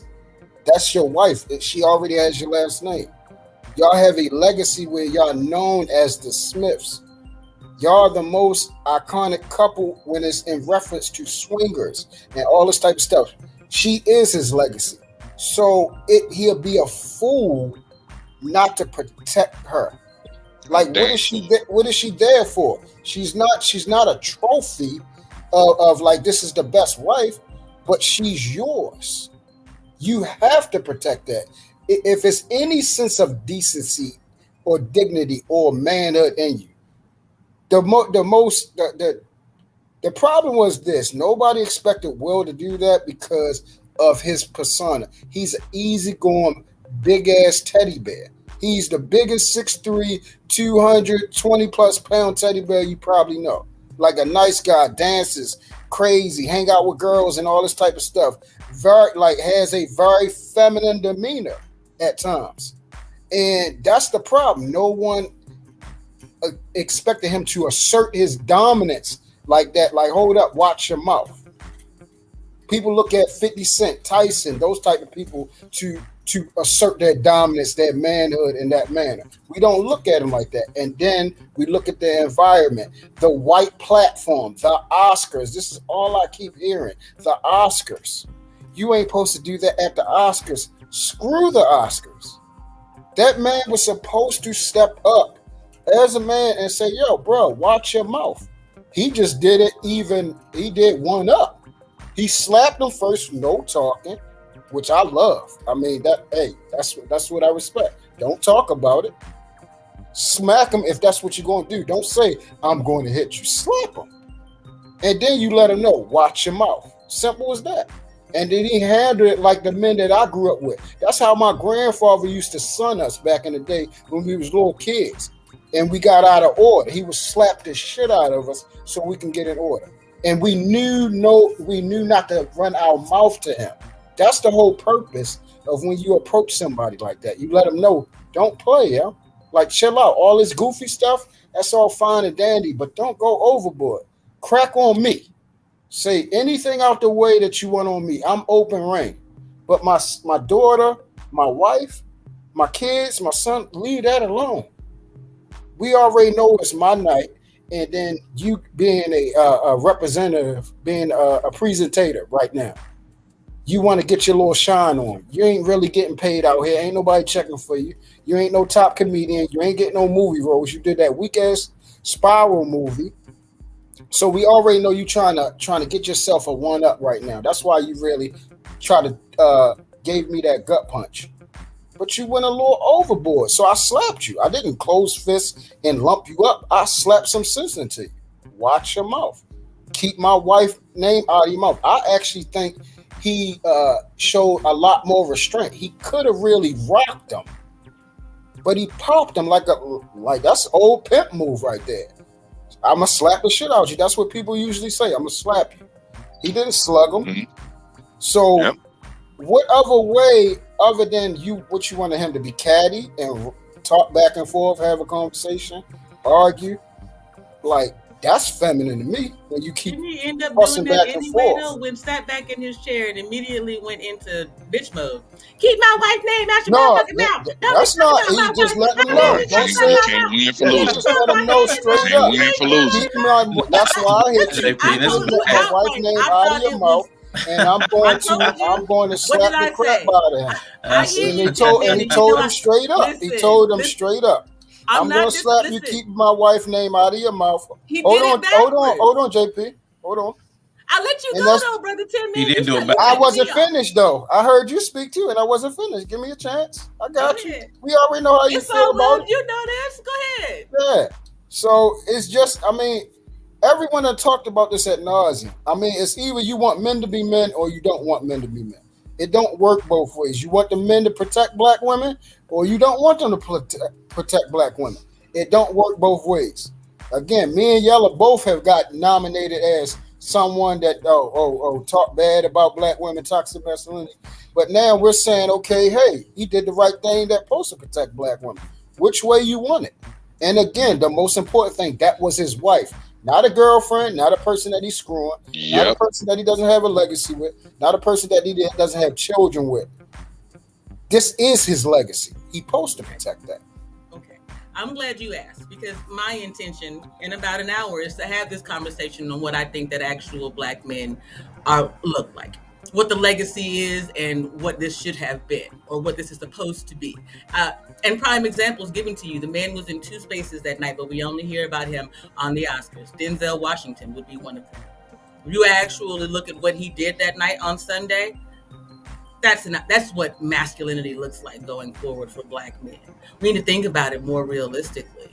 Like this idea that he jumped up and slapped the shit out of a man for some words over his woman. Well, what if the man, like you said, had more understanding? Okay, wife. I also don't believe in bringing the state into your business, but that's for a later discussion. But at the end of the day, Denzel Washington is intentional about his movements, and so is his wife, who's also in the same industry. You don't see the same things coming out of their family dynamic that you see coming out of the Smiths dynamic.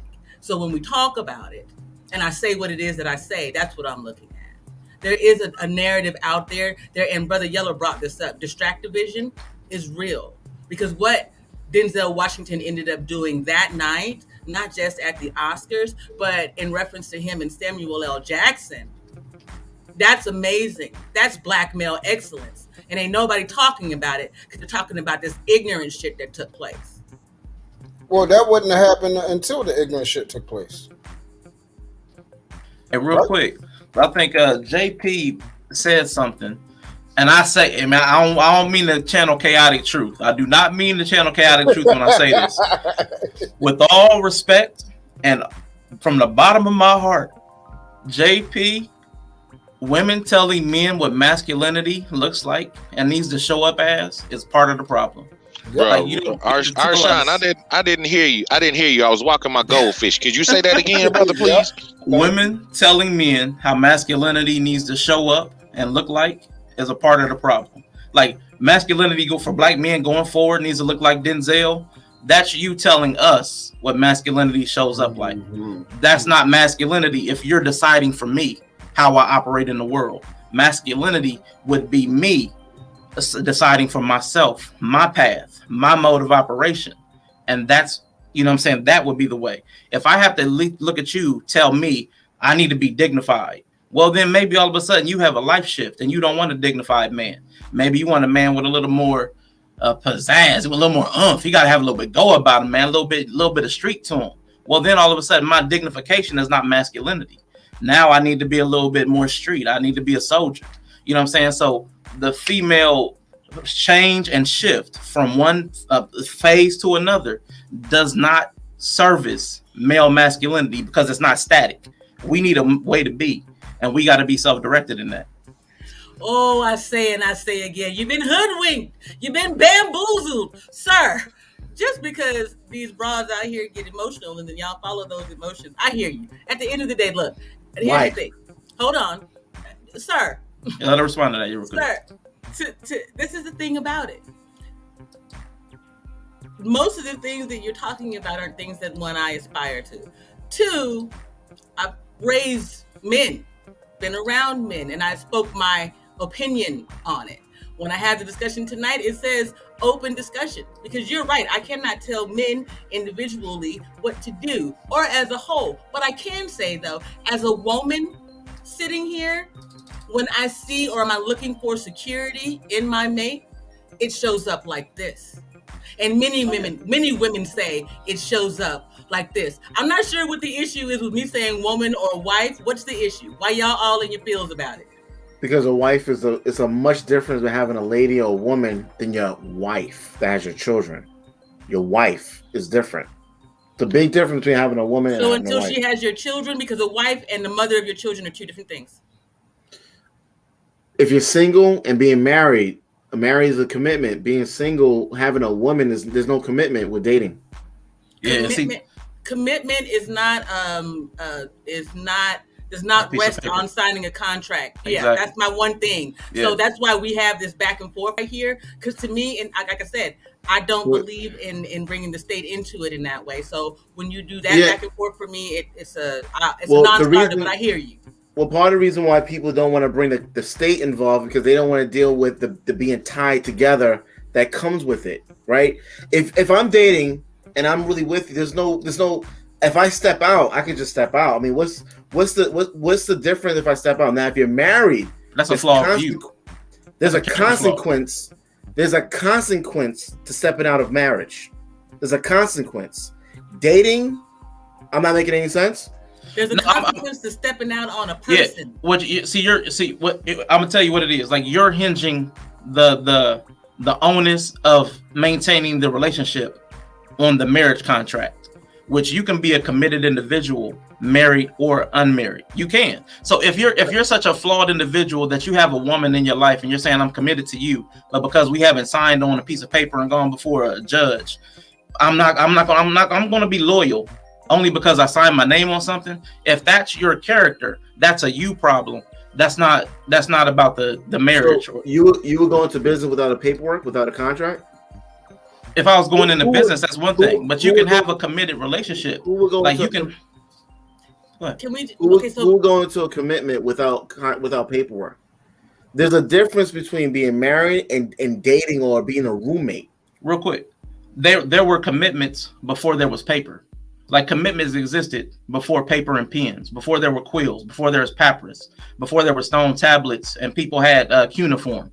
Before those times, people had commitments and obligations to each other. So the system of writing is not what codifies your character, is what codifies your commitment, not a piece of paper. But I want to welcome Briannah to the stage. Kawaii Bri, what's up? Kawaii. Hello to the panel. I've been listening to y'all. So, hey, Arshawn. What's up, True? For pen and paper, but we already know that inscription was around. Signs, symbols, and things like that. So even before that, you would have had that at the very base level. If you go back to the beginnings of humanity, there had to be some point of period. Again, I understand if you're taking this biblically, but if we're taking this outside of the Bible, the way we understand humanity is before we had writing instruments, back before we were putting the red handprints on the walls in caves, people were still having relationships and mating, or we wouldn't have got to that point. We had to get to the point where we evolved too. So people had to select and mate and pair down and protect their children before the systems that you guys are hinging a relationship on. So again, people and even animals mate for life. You know what I'm saying? There are animals that will mate for life. So again, this is a we're conflating the natural thing with the social construct, and I'm just trying to separate the two. But go ahead, order. Yeah. So when we're talking about decency and order, because that's basically what AR is saying. No one, at some point, even if at some point, it's something other than a person's word, because we already know we break that shit over and over and over again. So that system, before it was written on paper, it's always been some type, whether it's a daggone leaf, pluck it off of another leaf and saying, hey, you take my leaf, I'll take your leaf. Whatever that system was, natural resource, whatever it was, hey, here's a cup of water. You drink this, I drink that. It was something beyond the spoken word that made sure that was a bonding thing. It was a thing called being blood brothers. You would actually make an incision in your hand and somebody else, and you would do that. It's something other than a spoken word, something. That's basically what he's saying. That will hold you to that. Symbolism. Yeah, it's other than a spoken word. It was always something. It has to be something because our word is not good enough. We're not that type of people. I get what you're saying, and what you're speaking to is symbolism. Real quick, I'm gonna let you jump in there. What you're talking to is symbolism, and like we talk about a lot of times, symbol versus substance. The substance comes from your character. The symbol is just a manifestation to visualize it, an icon. That's iconography. Correct. You know what I'm saying? So again, I mean, if that's one of the problems of this society, is that we put too much into symbolism and not into the substance, and we've disassociated from the real natural order of things. But again, that's my opinion. I agree with you on that. Yeah. I agree with you on that. That's what I'm saying. We're not disagreeing with that. I'm saying, to AR's point, this is what I'm saying. I agree that the true substance that need to be cultivated is inside. You already know that. Right. I do not borrow from that. I do not consider a paper more than what I am, but I am a different type of person. It took a long time for me to get like this. But when we're talking about just off of the simple basis, before people started trying to really cultivate their nature, we understand that we are flawed. We are flawed. And we will break each other indirectly, directly, consistently. We needed something as a baseline to say, hey, you're not going to, whatever it was, whether it's a blade of grass, even down to the most simple, here, take this rock, something as an exchange to say, hey, I believe that you're going to do this based off of your word. I can't go by that because you have fucked me over so many times. All right, so give me something in exchange for that that's going to hold you to this position. Something. I agree the character needs to be there, but we're talking about people. We're dealing with people. Animals have instinct, so that's why they can last for a long time. That's totally different from us. That's totally 100% different from us. They instinctually will obey the fact that they are mated and stuff like that. Some animals and stuff like that. Not a lot of them, some of them. Those who mate for life. That's an instinct that's inside of us. We do not have that inside of us to live that type of that's the true definition of unconditional. You feel what I'm saying? That's to a totally different type of level. People don't live like that. People don't live like that. All right, real quick, man. AR, I want you to go ahead and jump in, and also, like, after this, we're gonna switch topic. We're gonna get Bri in after AR, and then we're gonna switch up. I mean, because this ain't something we can convince each other on. You know what I'm saying? But like, we're around the same place. We understand that, like, again, it's about the character, but again, symbolism does play a part in a social construct.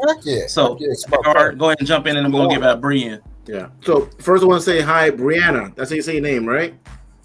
Yeah, first time call me Briannah. Briannah, okay. It's the first time I've seen you here, so I'm just saying hello. But you can, it's hard to compare a roommate to someone that there's no actual paperwork on that you have no obligation to.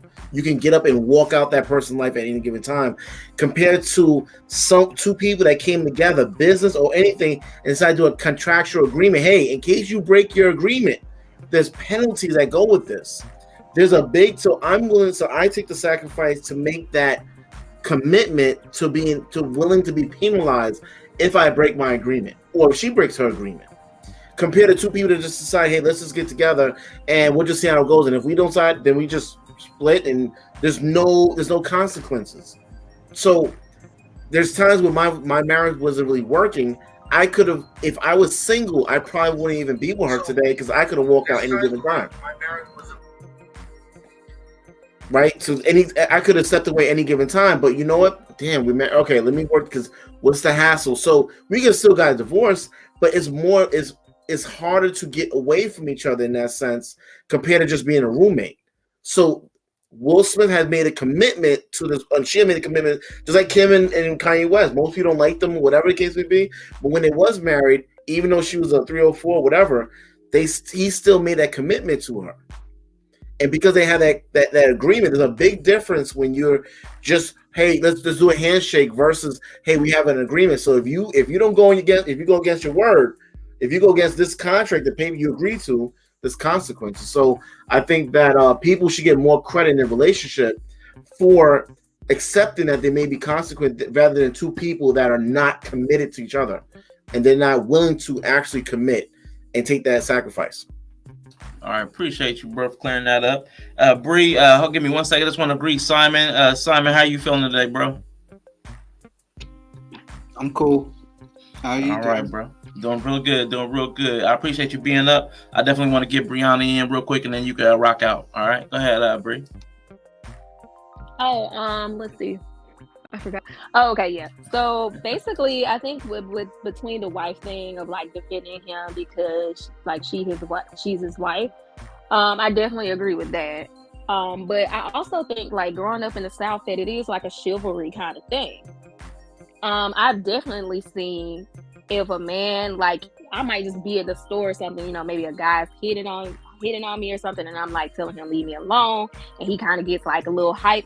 I've seen other men check other men for like strangers, like maybe not go to blows, you know what I'm saying? But like I definitely feel like that's kind of more of just like a chivalry thing and a man's duty kind of in a way.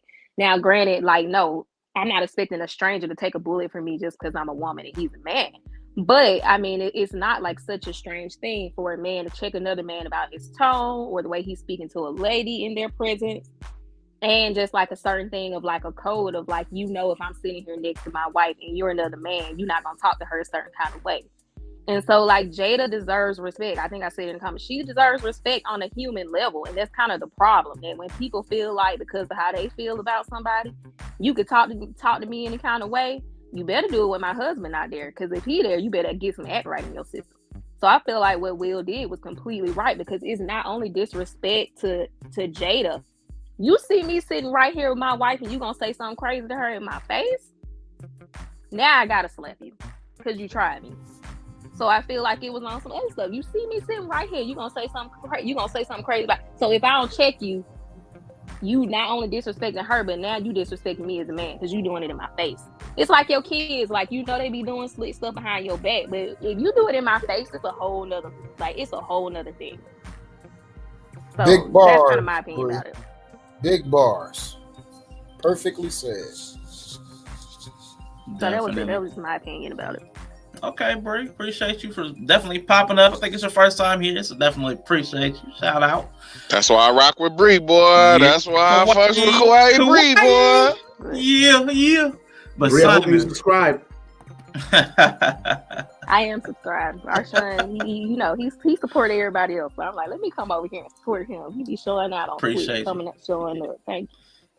Yeah, so I mean, Bri, man, she's big on like all girl culture. I mean, a lot of different stuff. I love Bri's channel because I'm seeing stuff I've never seen before. I didn't even know anime had different genres. I thought anime was, like one certain thing. So I mean, I'm learning a lot on Bri's channel. So it's been cool, man. Definitely, I love my Twitchers. Thank you. Definitely. So Simon, what you got for us, brother? Bruv.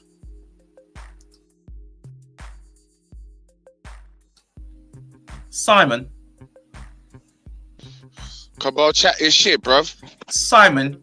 We waiting on you, bruv. I've been waiting to get on a panel with you so I could do my Simon, my Simon toes, impersonation. Bruv. Click your toes, bruv. What in the shite? What in the shite? If I tried in America, what the shite? I'll do it better than Chris Rock. That's some. What's the question? No, we didn't have a question. We were just having general conversation about what was going on. We really didn't even get into the topic yet. The last thing we were landing on was about the role of the husband to defend the wife, like a caping. You know, JP called it caping, so to speak. Like we shouldn't be caping for some of these women, and the men were pushing back. Like it's your wife, you got a duty to cape. You supposed to come to the rescue. That's your wife. You gotta be Superman for her. So, but I think JP was saying like some of the situations that some women put us in, we shouldn't be jumping up for. So I think that was her overall point, because I know I brought that up yesterday. But what do you think on jumping up to the rescue? Simon to the rescue. All right, I'm gonna tell you a little story. Okay. I'm gonna tell you a little story. I was married for 10 years, right? Now, yeah, you're gonna cut the music on me, shit. Right, okay. Now, when you're that deep in that sort of stuff, you'll do anything, like, for your woman. But the reason I divorced her, right, is because she was doing some crazy shit. Like, putting me in some situations, not only with, like, just random people that we'd meet on the street, but just, like, my neighbor, or, like, anybody. Like, she was just going through some stuff. Like, and it wasn't really, I don't know if it was her fault. I didn't even work it out. I don't know if I was just not capable of understanding what a woman does or goes through, but she was just doing some stuff, you know. And as a man, like, it was really hard to deal with, because men don't generally speak to other men about stuff, especially if you're a husband. Like, if you've got a household and you've got children, you just don't generally bounce, because it's hard. It's like, Yella, I don't know, like, if you're in a, like, I don't know, like, just bear with me for a second. I don't know, like, have you ever been in a marriage, Yella? No response. Okay, cool. Almost. Right, No, my bad, bro. My bad. I had to unmute. Almost, bro. I almost got married this year. I was supposed to actually get married this year. Yeah, so there's not a lot of us. That's the point I was making, is there's not a lot of us. It's few and far between in terms of black men being married. And when you get the black men that are married, they usually are of a certain status. And that's why the women are drawn to them, because it's like, you know, the women want to be with the men who have all that shit together. So your friends, typically, you might have 10 friends and you could count them on your fingers, but like maybe 2 you could talk to about what you're actually going through. It ain't happening. Do you get what I'm saying? So you're isolated, pretty much. And when you're in that sort of situation, like, women are a bit different. They're very social. Like, they may have 10, 20 friends chatting shit in their ear all day long. Do you get what I mean? Come around your house and, you know, wanting to party and, you know, do all that sort of frivolous shit. But it doesn't help you. So you've got to be the man and stand on your own, like, 10 toes and figure your own shit out. And it's tough, especially when kids are involved, because, like, they don't want to hear, like, your opinion on how to raise kids, because it's all about the woman. Like, in this day and age, it's like the woman has precedent. She has capacity. She's given all the privileges.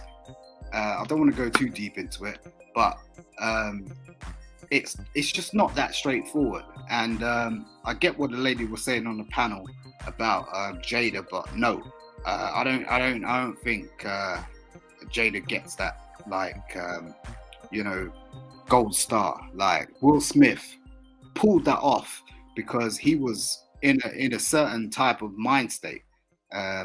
You know, and you got to give, it's not about, I don't know, I don't think you could give him credit, but at the same time, you got to respect what he did. All right, Simon, definitely appreciate that. I know JP has a live going on in 25. She's going live in 25, y'all. So I want JP to get her closing remarks. Let us know what her stream is about tonight while I put her link in the chat. And I will let her go. Go ahead, JP. Thank you, Brother Rashawn. I appreciate everyone up here on the panel. Thank you so much for having the conversation with me. I'm going live at 4:20 to have a discussion about the distracted vision. Now, Rashawn is right. I can't tell men what to do. And so on my channel, I use the words of other men to get the point across, Dr. Tia San Johnson and the like. So I invite you all to come over and have the conversation from a different perspective.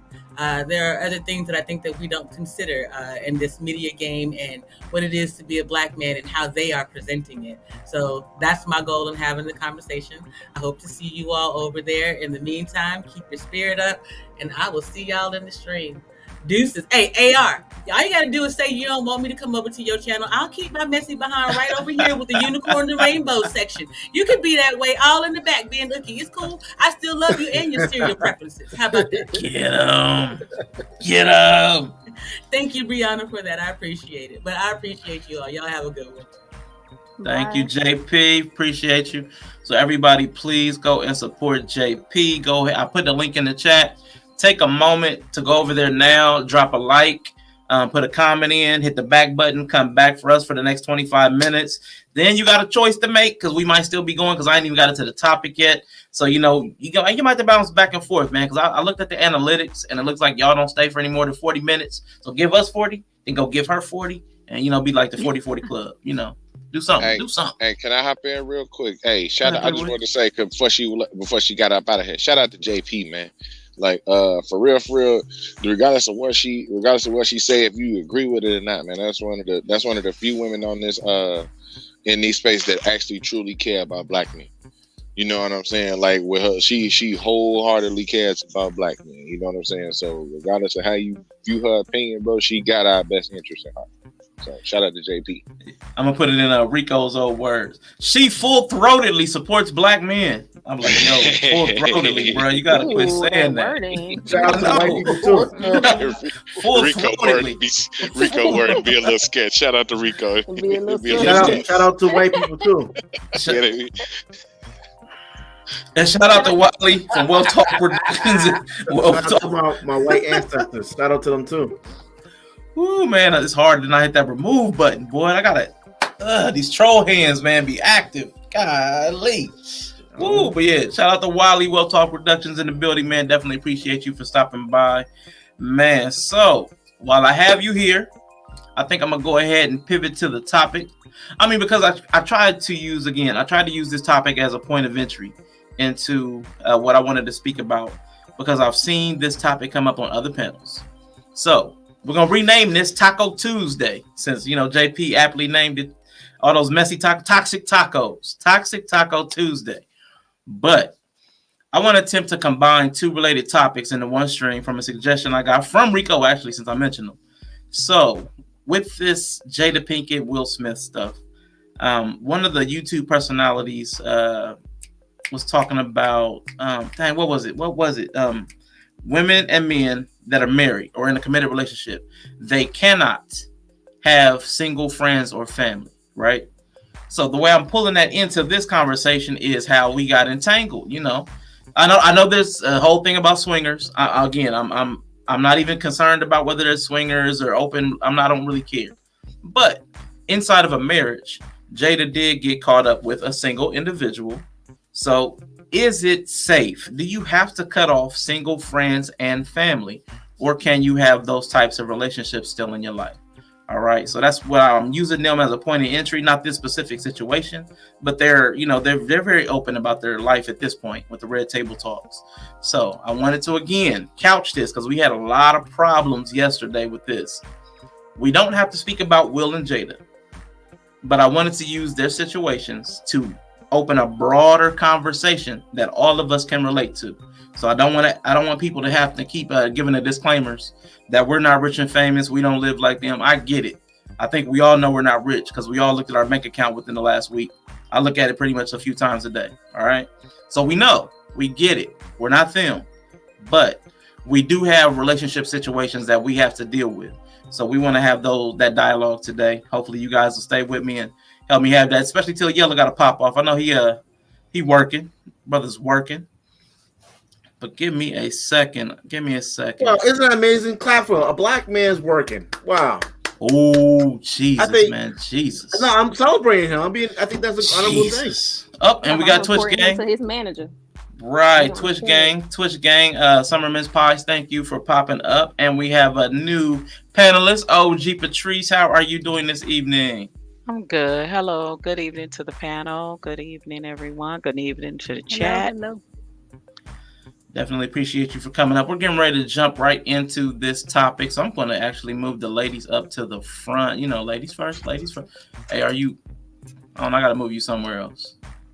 There you go. He in the middle. Look at him. He on cam. Yeah. Man, you need to be at the bottom. Anyway. I want to save that Trump love for the last, man. That Trump lover. Oh, Trump lover. Anyway, 2024. But the first question for the panel, and I'm going to come back to this. After we talk, we're going to, somebody popped out. Must have been Yella. All right, cool. Yeah. After we talk, we're going to come back to the very same question and see if we've actually shifted our perspective at all. But can or should married or committed partners, I know AR, you have a distinction between married and committed. Can they have single friends or family that they spend their time with, or must they be cut off? True. Who was that? That was true. Like, who was that? But Bri, as a, I don't know if I can say this, but your marital status, but yeah, as a married woman, do you think it's okay to keep married and single friends and family as a part of your life, or do you have to cut them off? And male friends in your Instagram DM. Well, yeah, let's go. Look, I am of the school of thought that everybody is accountable for themselves and their actions, and that we are not toddlers. And if you have a lack of self-control, that's on you. You should have a firm sense of yourself and respect for people and your relationship. And so you should be able to enforce those boundaries as needed. Now, can you have single friends? Of course, go ahead. I found for myself that my single girlfriends just run a different life than me. So we don't connect as much anymore since I've been married. And I have 3 kids. So it's like, not that I can't. I have single friends who are great and add great value to my life, and we have quarterly lunch dates. So that's like once a season, I expect to see them. We all like meet up and have a little catch up, check on each other. But all of my friends are very business minded as well. So they have some of them have just different things. And so we're all like assets to each other. We help each other in more than we don't just gossip and stuff. They actually add value to my life. But no, I don't talk to them every day. They don't come hang out at my house because I just have different priorities than them, and my friends respect it. So I feel like if you have friends that can respect your relationship and you can also respect your relationship, there really shouldn't be an issue there. I think a lot of people spend a lot of time policing what people do instead of worrying about themselves. So I'm gonna add a real quick caveat. Now, what if that single friend is August Alsina? Should we cut him off, or you gonna keep him, Bri? August Alsina was hired meat for the bedroom. Now, if we have open marriage, you ain't supposed to be catching feelings for the fun, and you catching feelings. Now we got a problem. But hey, if we got an open marriage, and I can keep me have a little fun on the side, as long as I don't catch feelings, then that's what we gonna do. And I actually have male friends. Now, within my marriage, I do not hang out with them in person. I don't see them in person. We don't talk on the phone, but I game a lot, so I've met a lot of guys who maybe I game with or whatever, but we keep them in a certain length and they respect those boundaries. And so there is never a problem. If at any point a problem arises, then we would cut them out. Okay.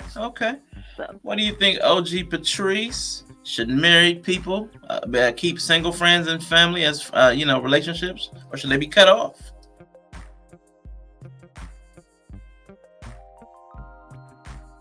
You're muted. Absolutely. If they're genuine friends, they're gonna be an enhancement to that marriage, just like they were to your relationship. They will be supportive.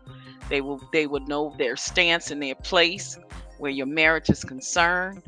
When they will mind their business when it's time to do that, and when it's time to be there in times of celebrations and support and things like that, they would do that as well. It's a time and a place for everything. And when you have friends that know they place in your life and in the relationship that they have with you, it should be something that should be secure, period.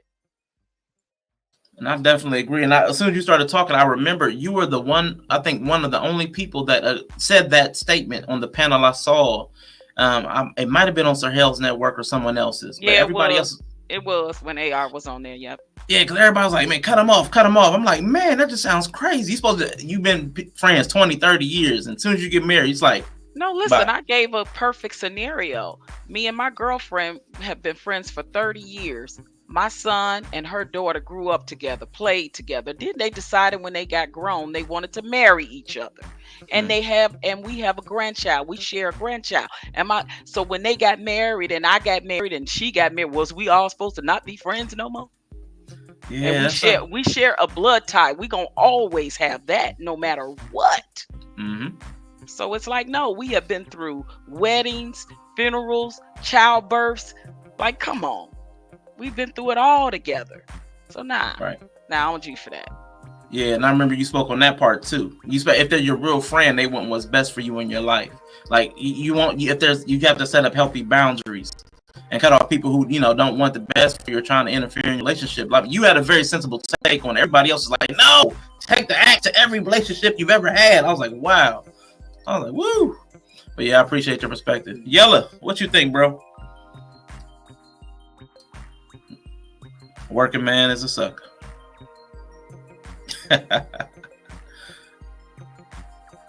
Yella, you muted if you're talking. He's probably back to work. Go ahead, jump in, Simon. We'll come back to Yella. All of y'all sleep? Hey, everybody come up Avatar mode right now. Y'all sleeping? I ain't asleep. No. No. What'd you get? I think it's horses for courses. So it's like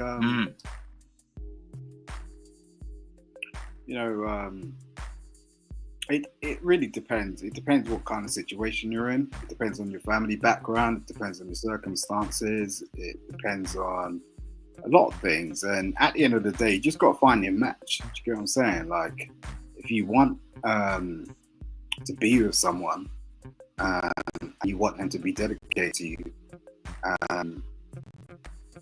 and that's just you. It depends where you live. You know what I'm saying? You could be in some sort of abstract place, or you could be living in the city. You both might have 9-to-5 jobs, or one could be the breadwinner, and the other one, you could be the man or whatever, and you're taking care of all the bills or whatever. It just depends. I think it's really important to sort of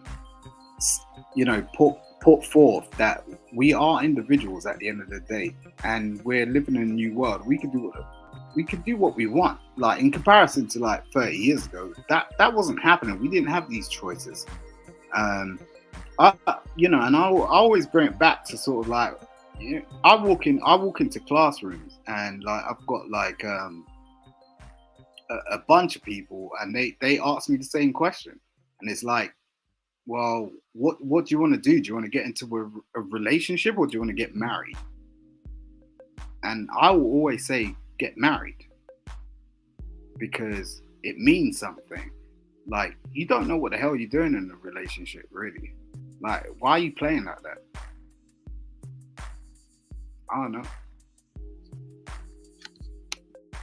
Appreciate you, Simon.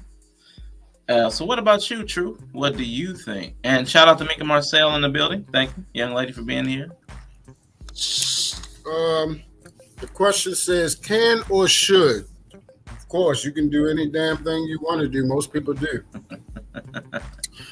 Should you? You already know I don't believe in the girlfriend-boyfriend thing. That's child's play. It's engagement and marriage. So for marriage, I do not believe you should have, friends that are single. And the reason why that is, with marriage, it's a different type of lifestyle, man. People that want a certain job, you're going to do everything possible to make sure you meet the parameters to get said job. So likewise, if you are trying to be in a marriage that is longevity, successful, no problems, you need less influences by other people. Again, people say, the best business is minding your own, but people have a hard time doing it. And a lot of times, a lot of people will like to put their influences on what you're doing, how you should be moving, things of that sort, because everybody think they know what's best for your relationship other than you. And then a lot of times people allow people in a certain space to dictate, because you're so close, about the individual you're choosing, how y'all will move, things of that sort. Influence, the power of influence is real. The things we take in our ears, the things we see, all those things mold and cultivate us without us even really realizing it. That's why you got to be careful what you create as habitual tendencies. Case in point, people that you have 20 to 30 years, they have an imprint in your life, which means they have a long-lasting effect, which means they also have a strong, powerful influence in your decision-making, which also can become problematic. So a person that is single, they live a single lifestyle. Their mindset is single. The things that they move, how they speak, how they interact with people. They have less boundaries. These type of things are all contradictory to a person that is supposed to be living monogamous, faithful in all ways to the individual they have conceded to either give their last name or take their last name. And we're supposed to be going to the end of this. This is forever, not temporary. And all those things become problematic with single individuals, with friends in general, and even family members. If you notice, a lot of times marriages end in divorce. Why? Because mamas, you go back and tell mama something bad about what your husband did, and you might have forgave your husband, but guess what? Mama ain't forgive him. You know what I'm saying? Because you got to go home with him. You got to live with him. Mama don't. Mama going to be a lot harsher on him than what you did, because hubby was just mad just for a little bit. He said something that was wrong, but he ain't mean it. Mama like, fuck that nigga. He should have never said that to my baby anyway. He shouldn't even never come. They're going to place a higher standard on your spouse than what you are, because you have to always be in forgiveness mode. You know that you always have to be like, hey, we got to get to the next day. We're going to work this out regardless. Our friends and our relatives hold a higher grudge than what we do. And that can be problematic, because you could be thinking one way, hey, I want to forgive them, but they be like, fuck that person. And then if they on that time, say like y'all in a rough patch, they like, come on, let's hang out with me. And then, emotions get high, and then you'll find your way into doing things you ain't got no business doing. Again, we're talking about dealing with people, and we see these things happening over and over and over again. So we can create that perfect scenario where this friend is going to obey my rules and my boundaries and not say nothing slide away about my husband or my wife. That's bullshit. We already know. Y'all have conversations about said husband and wife, about what you don't like, how they move, how they dress, or anything. These things come up. These things can be problematic, and these things contribute to divorce. So it's not a good idea. Appreciate you, True. Appreciate you. Chef Shapino in the building. Thank you, sir, for popping up. Man, those big things, man. I saw that the Maison Shapino. Man, that's wild, bro. Anyway, AR Trump. What's your answer to the question, sir?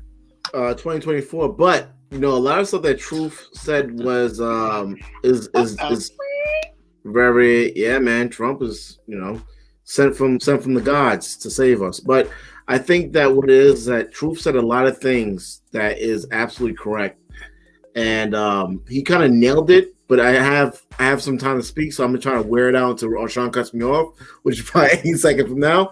But I don't believe now. If I'm old and retired, still on the porch, yeah, you're single, it's fine. But I'm still very active in my life, And having someone that's not married and don't have that marriage mindset, I don't believe there's a friend and a best friend. I think they're both the same. Now, acquaintances is different, but if you're my friend, you need to have a marriage mindset, or you're not going to understand how this works. And I also don't believe in you telling your friends or associates about your marriage. Even get wisdom or guidance, even to your mom or whatever. No. Go get professional help if that's the case, if that's what it is. But I think that I don't believe you should have friends, single friends. And if you do, you're doing a disservice by not trying to find out why are they. I would try to figure out why are you single. I don't get it, and try to get them to get married, because that's the lifestyle that I live, and I got I get pussy thrown to me left and right because I am very attractive. So because of that, I need to have married men in my close circle to keep me bound. Or these 304s, they might get it, man. They need love too, and I want to make sure I don't provide that service to them. Man, you say some of the wildest stuff, man. But man, did I lie? I don't know. I'm not in your DMs. I heard that you be in. I know you are DM sliding. Hey, that's what I heard. Hold on. That's what I heard. It was on your channel. It was on your channel. Yellow, right? On your channel. All your panelists was like, "Hey, he slid into my DMs. He slid into my DMs." I'm like, "Oh, not airing them out." He did. But Yella, you still there? You back? Yella playing around, man. He in between shifts, man. I don't even know what he's doing. Well, it's time to go to the next question because he muted or something. But OG Patrice, really quickly, you said Kareem Abdul Jabbar, and Kareem Abdul Jabbar, he's really a social active. He writes a lot of like open letters. What did he say? Like, what is the gist of it? Yella's on his way. I'll do it afterwards. Okay. So I'll let you get your thing, and then I'll just read it and see if you guys what you guys think of it, because I actually agree with it, but I know I'm probably gonna get some pushback. But I agree with it. Yeah, I mean, but I don't agree with much he say, but I agree with this. I'm like, damn, he right here. Yeah, that's one thing I want us to get to in the habit of. We can have different opinions. Like, it's okay to feel differently about things and think differently. And you don't have to always push back on everybody that thinks different from you. Sometimes it's like, oh, okay, that's what you think. I understand. Because I'm not pushing back at what AR and Truth thinks. I just disagree, period. Yeah, that's it. Now we can do that and just like exchange ideas, take what we like, leave what we don't.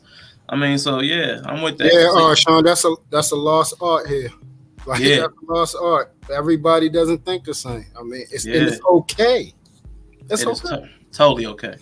But Yella, I know you said here you come, man. You back yet? Or we gonna get that letter from OG Patrice? Tell me here I come. Well, if he comes back, what is he got? Was he running the marathon or something? He got stuck in the bathroom. Number 2. Yeah, go ahead, Bri. Number 2. I think it's, to me, I understand. I've heard perspectives about people who say that, but I kind of think it's sad. Like, I think it's sad to like get in a marriage and now never have an opportunity to have healthy relationships with other people just because of their marriage status. I do think that's sad.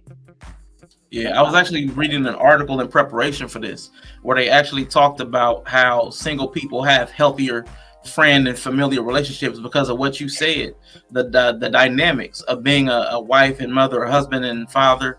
It does take you away from other people naturally because of the time constraint. You have to invest so much more time in your family that it naturally takes you away. Where single people and single people don't have that same constraint, so they get to keep those relationships further into life. And of course, having multiple strong relationships, according to the article, and there were studies done. You ain't got to believe me; you can look it up for yourself. But go ahead, Bri. But I think that's why you don't have to, like, for me, in my experience, I didn't have to make a hard and fast rules because I keep toxic friends around anyway. Right. So like, it wasn't like I had to be like, nope, you can't talk. Nope, I'm married now, can't talk. It just naturally happens. Yeah. Have people had good friends? That's my question. That's what I wonder. How does Briannah know what toxic relationships are? Like, what do you mean? How does anybody know? But are we talking about friends or associates? Because y'all describing associates. I'm talking about friends. We've said friends consistently and families, and if you read the ticker right there, It goes friends and No, I know y'all saying friends, but we are describing as associates. It seems y'all describing friends as just anybody. I didn't describe a friend as just anybody. I described a 30-year friendship. Yeah, what do you mean? Associate? Long term. Is everybody associate to you? Like, I mean, I guess what defines because majority of friend people have a horrible concept of what a friend actually is. You know, some people consider a friend that they talk to every day, or somebody that they know through a long period of time. That ain't a friend. It take a lot more than that to be my friend. A lot more. I mean, why do we assume that people who say people are their friends don't know what a real friend is? I don't know. I find women like take friendship very easily. Easy. Maybe some women. Yep. I just said what a friendship was to me. I just said me and this woman been through weddings, funerals, babies being born, people being sick in the hospital, getting bailed out of situations. Like, that's a friend. Like, I didn't just describe an associate. I described a friend. Is she your friend? Our children grew up together, played together, and then when they got grown, they got married and had a baby. So now we got a blood relationship, not only just a friendship. Yeah, we forever bonded, regardless. I think women do experience friendship on a deeper level, because somebody was even up here talking about how you don't have nobody to talk to. Well, maybe it's because you don't have friends. Quite interesting. Yeah. Well, that's maybe that's you the don't thing. have Like, friends. When do we become blood? For me, marriage will always supersede whatever I had through my childhood and up to now. If I'm gonna take my wife on, that's going to far supersede that. I mean, that's whatever true, is needed for that, whatever's needed for that to work. If my wife tells me, "Hey, I don't want you to having those type of friends like that," that's it, because that's not important. I'm trying to get to the apex. What the hell is Yella? I don't know. He gone, but listen. Hey, Simon, I know you had a question. Oh, he back. Bad about me. I hear y'all. Don't think I ain't. Don't think I ain't saying nothing. You in the bathroom, bro. Give me about 3 minutes. I'm gonna come up here and talk my mess. Hold on. All right, well then we're gonna go ahead to OG's letter, man. He got a wipe. OG, do you have that letter? Well, I'm sorry. I don't want to deter you away from the subject, back on this subject. So that's why I said I could read it after. Oh, okay. All right, cool. And I don't want to deter you from the subject. That's fine. I'll go ahead to the next question and start with Bri. Now, this is a problem I've been having when I found this manuscript space. This is the question I've come to from all the conversations I've had. Is marriage something most people truly want, or is it just an idea that we're conditioned to pursue? I think it's an idea that we're conditioned to pursue for most people. And I don't think it may be confounded now. I think a lot of people marry purely for love, I guess, and emotional reasons. And so that's kind of part of the problem as well. Or it's like so hyped up as this thing that it's not even. So I feel like, I think a lot of people think they should get married. And I think a lot of people get married for the wrong reasons as well. And that's why it doesn't work. And I think a lot of people don't do the self-work to be a whole person before they get married. And so they depend on their spouse to be a lot that they should be. And that's also why marriages don't work. I think it's all about females. But... Yeah, Simon. We're going to come to the Simon Hector channel so you can talk about females and why they don't have friends. OG Patrice, what is your opinion? Do people want to truly get married, or is it just an idea that we've bought into? I think it's a little bit of both, but I think predominantly with the younger generation in a certain light, they want to for just the status and the show off to like their friends or associates, just to say I'm married and I have a husband, when the institution of that should mean so much more if you really love that person. I think if you've been married before, like I have, and your values and your motives and different things change as you get older and you mature and you realize what happened in the first marriage, good, bad, ugly, or indifferent, you now can bring a different perspective if you want to seek marriage again. And I think that reasoning probably will shift from what you thought it was the first time. I know it has for me, but I think pretty much anybody, especially once you get older, because your thoughts. Trust me, guys. When you get older, your thoughts are not going to be the same as what they are right now. I promise you that. It's not. Different values and opinions and morals and stuff change as you get older because you start viewing your life, realizing that you have more life behind you than you do ahead of you. So your whole think pattern will change. I just want to throw that out there. Appreciate that, OG Patrice.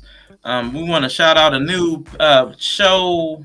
Someone just showed up in the chat for the first time. Have it your way 30. Thank you for being here. Enjoy your time. Hopefully we say something that either stimulates your mind or catches your interest and you decide to come back. But AR, if you don't mind answering the question, sir. Have it your way 30, subscribe and share with 5 people. That's what I want to say, you know? But I don't believe people, the young generation, as far as I want to say, I don't think they want to be married. I think they're trying to get away from I believe they're trying to get away from marriage. Even the top and manosphere people were not married. I don't know not one of them that claim, all of them, none of them are married. They make a ridiculous list of their requirements so they can't get married. Same thing the females are doing. So I think people are actually trying to stay away from marriage, to be honest. And the ones that do, I don't believe they understand really what marriage, the commitment marriage is supposed to be. Religious or not religious. I think that it's just something they see Aisha Curry online or one of those other 304s doing. But that's my take on it. I don't believe the young generation are trying to get married. I think that they're actually trying to stay away, and the men are trying to have kids at a later age, including, myself. Okay. Yeah, that's definitely Hey, a thing. can you clarify what younger generation is? Sorry, I didn't want to interrupt. Yeah, I think anyone anyone to clarify what's younger generation. I would say younger generation. I would say like 25 and under. 25 and under. Okay. Yeah, I would say around the 25 age, up or down, doesn't matter.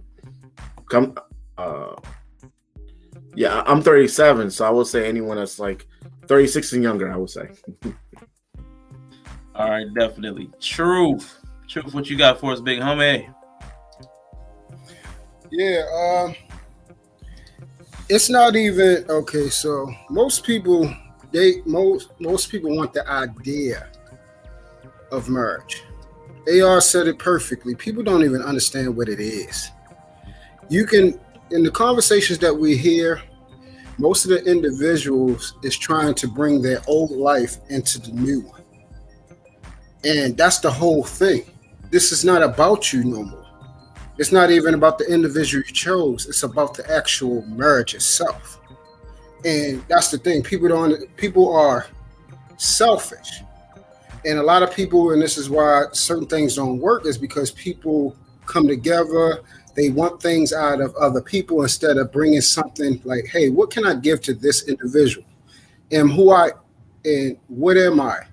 Who am I? Is that good enough? Is that worthy of receiving something? Am I worth something to give to another person? Everyone's looking to take. Nobody's coming into it to give something, to give themselves, to what they can provide to be a blessing to another person. And that's what marriage is. Marriage is about, selflessly coming together to create a new, not to bring all your old mess, not to bring all your old belongings into a new house. This is a whole new house, new building, new furniture with new occupants. And y'all going to create a whole new life and new legacy. The two become one. You are no longer your own self. You become something totally new.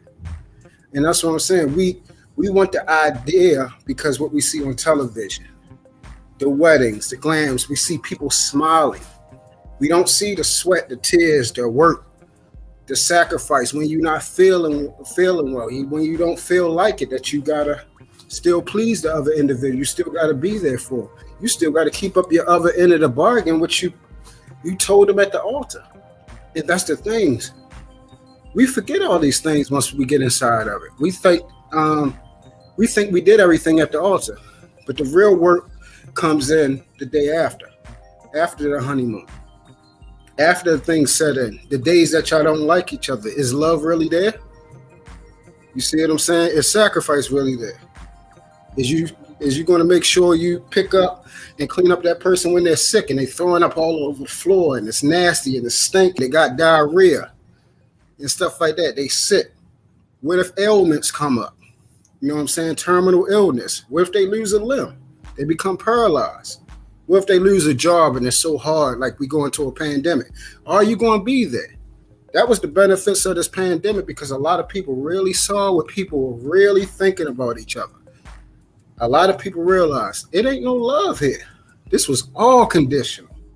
And a lot of people fell out. Domestic violence went up to a higher rate because of all this pandemic things. So, no, a lot of people, we have to finally come to grips of who we are and what we really want. And a lot of people is not even real with themselves. So how are they going to be ready for a marriage? Man, definitely true. Appreciate that. Yeah, I agree with y'all too. I ain't gonna speak on it long real quick before we go to Simon. Yeah, I really think right now we've come to the area where almost everybody has that preconditioned mindset where, man, I'm supposed to get married. So we're coming out of a lot of illusions that we used to have, like the same with like going to university. People they were going to university and didn't know what they wanted to do. So they were wasting time and accruing debt. And the same thing with marriage, like True said, the work, man. People didn't understand the work because they were always worried about the fantasy. But Simon, what do you think? Is marriage something most people truly want? Or have they bought into a lie? I don't know. I think certain people are just built in a certain way. Like, so I always wanted to get married. So not everyone wants to get married. Like, some people are just not really like fit for that. They're just not like even got that on their radar. It's like they just want to live their individual life and see how that plays out. I think what's Truth was talking about was absolute, like in terms of you don't know what that is. Marriage is sharing a toothbrush when you have to share a toothbrush. When the lights go out, who's got the candles? Like, what's going on? Like, where are the children? Are you capable of actually, doing something as a man, as an individual that it comforts another individual, that allows them to think that they're secure? Like, no one actually. That's a huge responsibility. Women are out here sort of running around in their way because of that. They're doing their own thing because of that. Because they don't feel like men could do shit for them. They feel like they could do their own shit. Fair dues, but at the end of the day, when the lights go out, who are they calling? Like, and as men, we have to be responsible. We have to be capable. I don't think that resonates with a lot of men. We're out here, we're chatting a lot of shit, and we're acting like we're big guys, and we've got the big shoulders and we could take all of this shit on. And women looking at us like, no, you can't. Why are they out here doing this shit? Why are women out here trying to protect themselves? If we as men are out here saying, yeah, we could protect you, they're not buying it. So there's something odd going on. All right, Simon, what you think, Yella? What's your opinion, sir? I'm here for it. I'm here for it. So, like, for the question, say, is marriage something most people truly want? I'm gonna be honest with you. No, probably not now. Like, even me, at some point, like I said, I was probably supposed to be married at some point this year. You know what I'm saying? But I'm glad I did, because we probably would have been divorced, been getting a divorce as well. So But if we looking at like the younger generation, and I mean even in my generation, even like the 35 to 40-year-olds, like they're not trying to get married because of how they heard the generation before them talk about marriage. And the generation under us don't want to get married because of how we talk about marriage. Men treat marriage like, oh man, you taking the biggest risk of your life. This woman can take everything you got. They try to make it seem like a woman is out to basically cut your veins open, you know what I'm saying, and drain you dry. And then on the flip side, you got women who pretty much portray marriage as slavery, almost. You know what I mean? So as the way everybody act, no, man, folks ain't trying to get married. If they trying to get married, they trying to get married for public perception and not for the person they with. Man, Okay, can I definitely. say something right quick? Go ahead. Cause Go ahead. y'all gonna need to start remembering when y'all on other panels, y'all be saying total different shit sometimes. Uh-oh. We Like got a real call talk. out. We got a call out. I love you, What I- nephew, but real talk, I I gotta cap call on? you out. What I I ain't say cap you on? cap. Come on. I ain't say you cap. Cause on another panel, when somebody asked you what you regretted about with your ex, and you said not marrying her, you regret yeah. not getting married. You Yeah, remember yeah. that? No. This is Now I what remember what changed I said. now? This is what I said. I'm gonna clear what I said. I said the one thing I regret is not marrying her earlier on, before a lot of things that was happening. You know what I'm saying? Happened. Like you know what I'm saying. I think it was I mean, if I could be transparent about it. A lot of the things was she didn't really feel like I wanted to be with her, and I'm not saying marriage would have fixed it, but it was just like one of them things. Like, well, man, maybe if I'd have just married her and made her my wife and stopped trying to, you know what I'm saying, figure it out and all that shit, then maybe it would have been a little different. You know what I'm saying? Maybe if I'd have had more intention, like everybody say. You know what I'm saying? Instead of trying to vet her, like everybody say, because I knew what she was. You know what I'm saying? I was trying to fill her out, do all that dumb stuff. You know what I'm saying? Instead of just being like, okay, this is the woman I want to be with. Let me just go ahead and make her my wife. This is what I want. I ended up being with her for 8 years anyway. So in retrospect, I should have just married her instead of like thinking that was going to be the fix it at the end of the day when everything went wrong. I don't know if it makes sense, but no, I'm glad I didn't. We were supposed to get married recently when there was a lot of like BS going on. And I'm glad I didn't get married in that aspect at that point in time, because we'd have probably turned right around and got divorced right after we got married. Right. Well, you saying that now, but when you were asked the question, you didn't elaborate like you elaborate now, because the question Yeah, I was, did. Yeah, I did. That was the Nah. one thing I said. I said, that's what I said. I wish I would have Now, wait. married her earlier. Okay. I No. digress. No, go ahead, TT. I'm listening. No. No. Okay. Maybe I missed that part. So yes, no thing. I know I heard you say you regret not marrying her. I know I heard that. Oh yeah. No, I But said maybe no. I Yeah, missed yeah. the I other said that. part. So I'm not gonna say you didn't say it. Is what I'm saying.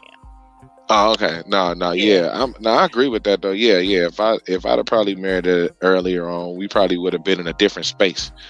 You know what I'm saying? We might have been in a different space and not really had those insecurities in place that kind of took us away from getting to that point. But no, as far as like other people though, like I know I'm not getting married now. So- No, I'm not so- getting married. So what do you? I mean, because it makes me think about with AR and Truth. I can't remember if Simon said it about the friend, but I mean, what if she really truly have a genuine friend that just don't want to get married? Yeah, you want your wife to lead at say deuces to that person. She could have been friends with her 20, 30 years, and y'all don't. And by the time you get married, I'm just using the example, even 5 or 10 years, you really, if she chooses not to be a married person, you would want your wife to no longer be friends with her because of her choice. I'm not sure why people like to go to the extreme to try That's to get not their an point extreme. across. That's not an extreme. It's a lot of that- people don't want that- to get married. no, That's I not know, an I know. extreme. I still say yes. I still say yes. I go to the stream with you. Yes. So you're firm. You're firm. It's Truth is not firm. an extreme. It's not an extreme. It's a lot of people on earth No, that don't well, want to get married. That's no, all no I'm saying. extreme then. No extreme then. Whatever. Yeah. Way. Yes, I'm still saying yes. Yes. Okay, so by the time you find your wife, she should have no friends. Any friends that she does have, she has to get rid of all of them. It's not no friends. Well, It's the not no thing is, you saying friends. The majority of people that's moving and really about their stuff, they don't have many friends. Right. They You're have- right they about have- that. See, okay, so it's not going to be that hard. Now, more than likely, see, I have the people I have in my circle, they're married because that's what something I'm aspiring to be. Everything that I have around me is purposeful. And the people I have in my life, I have to have something around me because you can tell a person's success by the company they keep, their network. So I want to be around people Truth, that are you don't successful. have a childhood friend. You don't have a childhood I friend. got rid of him. I got rid of him because he's not about that business. Oh, I was ready to say, well, he wasn't a friend in the first place then. Okay. What about you, AR? I have a lot of brothers, and all 9 are married. So, as far as with my Break it spouse, down. Did you just say you have 9 brothers? I have a very large family. Very large family. Wow. You don't hear that too often. Okay, go No, ahead. I just wanted to make sure I heard you really say brothers as a blood brother. Yeah, no, my blood brothers. But now I'm not saying that they have perfect marriages. I get it. No, I know you get that, but I think when people hear me speak, they think that I'm speaking from a place of perfection. No, I'm not saying that. But like I don't tell my part. Can you hear me? Yeah. Damn, I was asking you about a childhood friend or very close friend you've been friends with since childhood or something like that. Well, what I would do is I currently don't, but what I would do is that I would try to figure out why they're not married, because I like married people move differently than people that's not. We're talking about people within the circle, right? So that's okay. So just like it may be a woman that don't want children, it may be a woman that don't want to get married. I mean, that's a real thing, right? Now, it's not an extreme. My thing is she fucking though? It's not an extreme though. I know. I'm asking. Is she fucking not married? She's fucking. Could be, yeah. Okay, but that's the lifestyle. Aren't we all? That's the lifestyle I don't want around me, though. Exactly. You know? It's a problem. But you're judging on somebody based off of a life you have lived already. No, but I'm not judging them. That's hypocritical. That's hypocritical. I'm not judging them. I do have the right to be who I want around me, though. Yeah, it's a boundary, not judging. Does she have to I'm be not around judging you? them. What if she's But never I'm not around saying. you? Okay, but I'm saying that's the hypocrisy. That's the hypocrisy. You're judging somebody else. I'm not judging. Based off of my life that judgment, you have lived. That's not a judgment. He's allowed to make dictations upon his life. That's the problem. Yeah, of course, we in this situation. But you said y'all said if she effing, I don't want her around. That's right. what you said. I don't want her around my life. She can That's go. a judgment. Hey, but truth. Hey, real quick. Let's clarify, because there's 2 types of judgment. There's judgment, like you can tell the difference between an apple and an orange. That's judgment. Like that's judgment. That's judgment, but that's not the way. What we're talking about here is condemnation judgment. Like he's not condemning them for living that different lifestyle. Exactly. But I can set up a boundary that I don't want it around my life. Like, because again, a lot of people do that with other things, like the Rainbow Group, or different people with gang affiliations. Right. Like you live your life however you need to live it, but I don't abide by that, and I don't want it around me or my family. Correct. I don't have a huge OG, hold on. Hey, hold on, Joe. Hypocrisy is now that you're a Christian and ain't doing it no more. You're judging other people because they are. That's the hypocrisy. No, that's not just. All right, hey, guys, hold on. Aaron was talking. Please let him finish his point, please. No, so like what I'm saying is that I don't have to sit down and have a large meaningful conversation with people. People in life, they drift in different areas. So I'm not judging you, but you have to understand, if you're fucking and you're not married, that's just a lifestyle I don't want to be closely associated with. Because if you're doing that and you're doing that, that's probably what I'm going to be probably doing. So I just want to keep my circle and focus on something a lot different. I have a family that I'm trying to proceed with. And as I have a family I'm trying to proceed with, this is just the way I want to move. Not that I'm saying you're a bad person. But what you're doing in your life, I take that serious. Having sex outside the marriage, I take that serious, even though I have done it. I have done it, but I'm not doing that now, and I'm trying to move forward in my life. So if I have a friend that is single, I need to identify, why are you single, bro? Like, what's going on? It's been like 5 to 10 years. Like, wait, are you trying to get married? Or if you're not, I'm just trying to live this single life. I'm trying to travel. I'm trying to, because I do understand what you're saying. That's what I'm saying. But I'm definitely not saying he's doing something wrong in his life, or I need to sit down and say, listen, if you don't do this, then that I just drifted in a different direction. Facts. I mean, it's just that simple. I mean, when you evolve, that's not the way you said it, though. That's not the way you said it. I'm not going to say it like AR, because I'm not AR. I'm going to say it as raw as possible, because I don't split hairs. So plain and simple, I'm going in a direction, and the people that's coming along with me on the train, they're coming along with me. If not, I don't have to basically nullify my lifestyle and basically live a life of corruption for your satisfaction. No, you need to change and do what's best for you. What my wife, because this is my wife.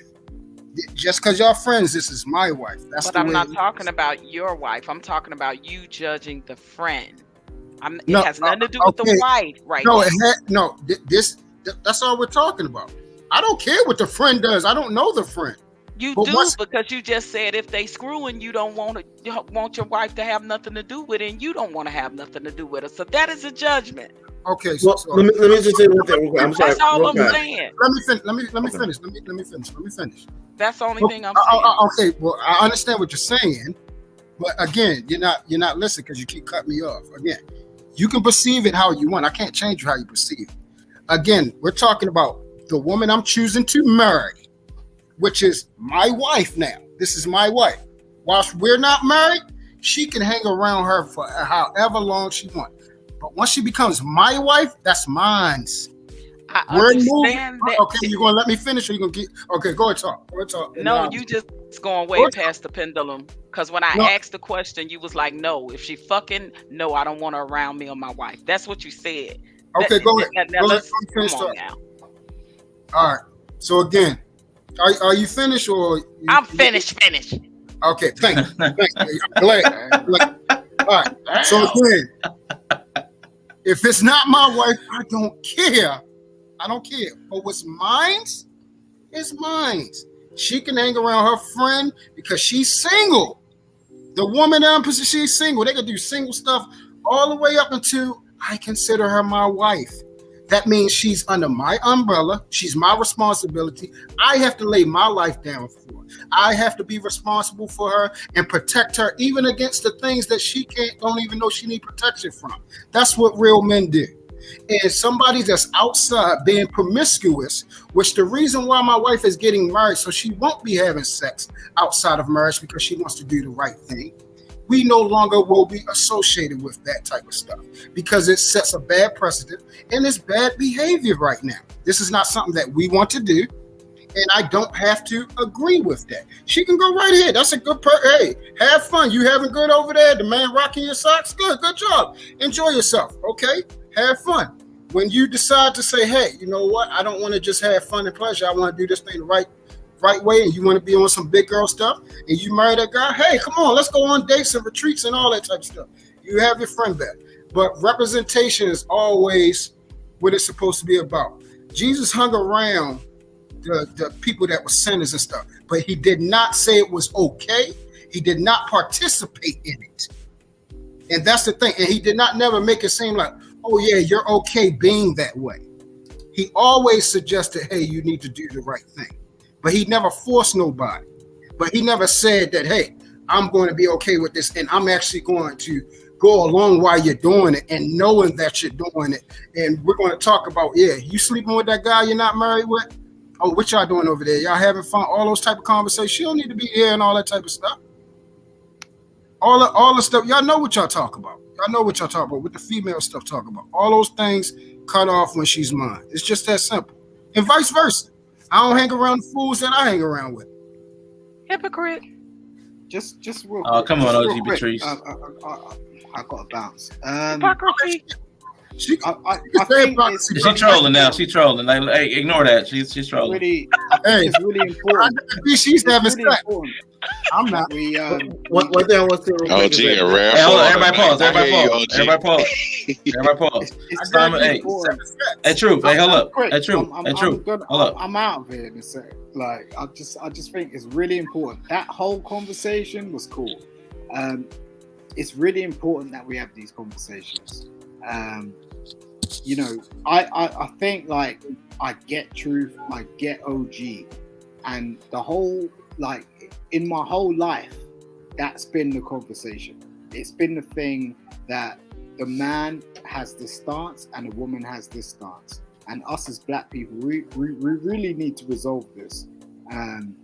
You know, it's like us as men, we see things completely differently sometimes.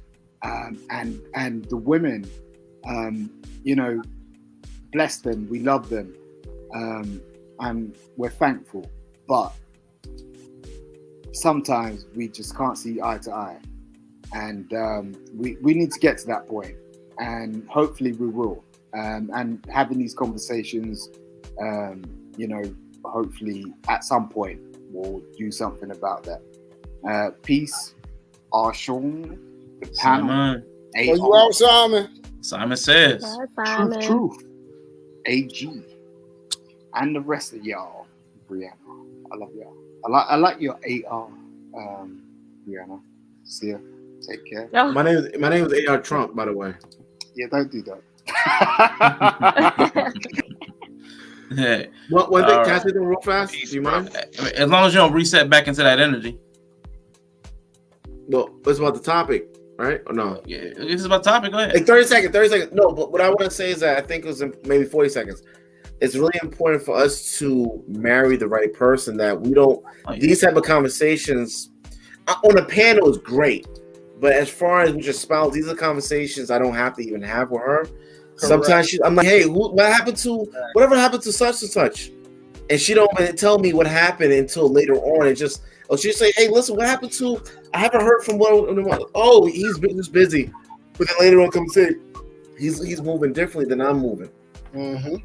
You know, and yeah, so I just think that it's important for us to the panel wise, it's awesome conversations, even if we disagree. But when it comes to your partner, is just like some of these conversations. I don't think this is a conversation you should be even having with your spouse, because she's supposed to know how you move. You know, that's what I'm saying. Big facts. Click your toes means to relax. Okay, Simon, appreciate that. Go ahead, bro. You have something to say? Yeah, I was just listening to that whole back and forth, and I think who was it? Was it Yella who said that because the way people who are married talk about marriage, it just sounds horrible. It sounds, you know, like I think that is why the younger generation like this is for the birds. It sounds horrible, Facts. and I think a lot of what the problem is people want us to go back to tradition, and they're trying to make traditional values fit, and I really just don't think they fit anymore in the world we live in. It's not to say some aspects of traditional values aren't great and should be around, but I think trying to hold people to a certain traditional standard that doesn't just like fit with the world, and that's where the whole problem is. Because generally speaking, looking at my grandma and stuff, it's like, yeah, she was a great wife, and you know, she had her traditional role and all that because it was like necessary at the time. And I think what we're saying, like as society evolves and stuff, we are introduced to new things that we didn't have access to. I think just like we were talking about when farming showed up, whose channel was that? Yella? When farming showed up, it freed up those farmers. So like it freed up people who had to hunt and gather to get specialized in other skills. And so then you came up with all these different things that people were able to do.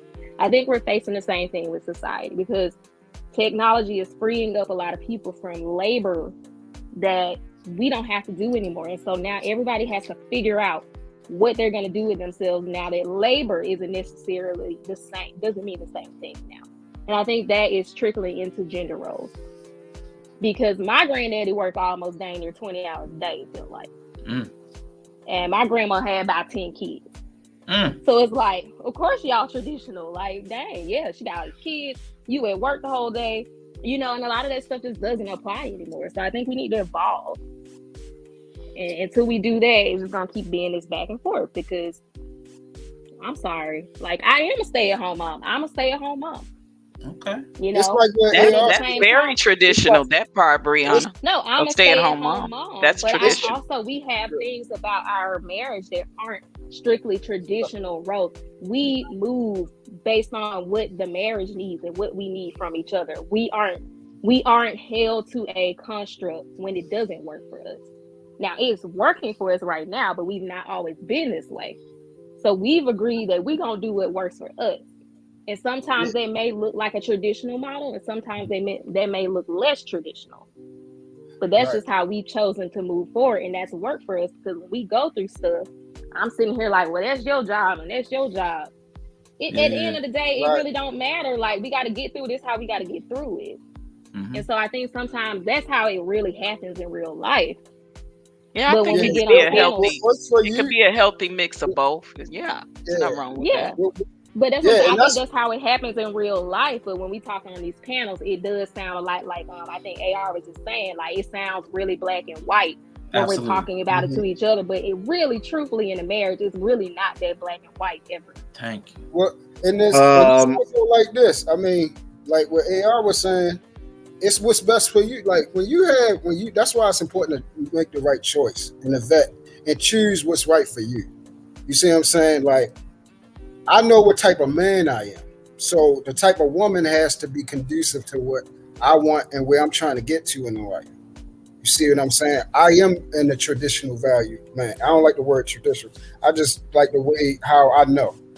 I just know how to be a man. I know I'm supposed to work. I know I'm supposed to protect my family. I know I'm supposed to provide. I know what I'm supposed to do. I just know how to be a man. That's all I know how to do. So, and I know that I don't want no woman around me that's trying to be a man or anything. I love women. I love soft, feminine, everything that a man isn't, that's what I love. And that's what a woman is supposed to be. That's how I saw my grandmother, who she was. Wasn't that she didn't work, but her attitude, the way she responded to my grandfather, her reverence, everything. I know what real woman look like.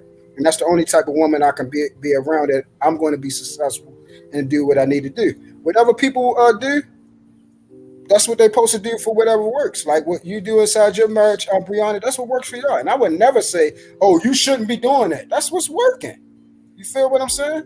But that don't mean that will work for me. And that don't mean that the way I'm trying to get and trying to live a lifestyle, the way I'm trying to live or a marriage ain't going to work in this time, because I have 4 brothers that's doing it right now. And they're successful. And they have no problems. And they're looking good. So it's to each his own, just get it right. And AR, what you gonna say, bro?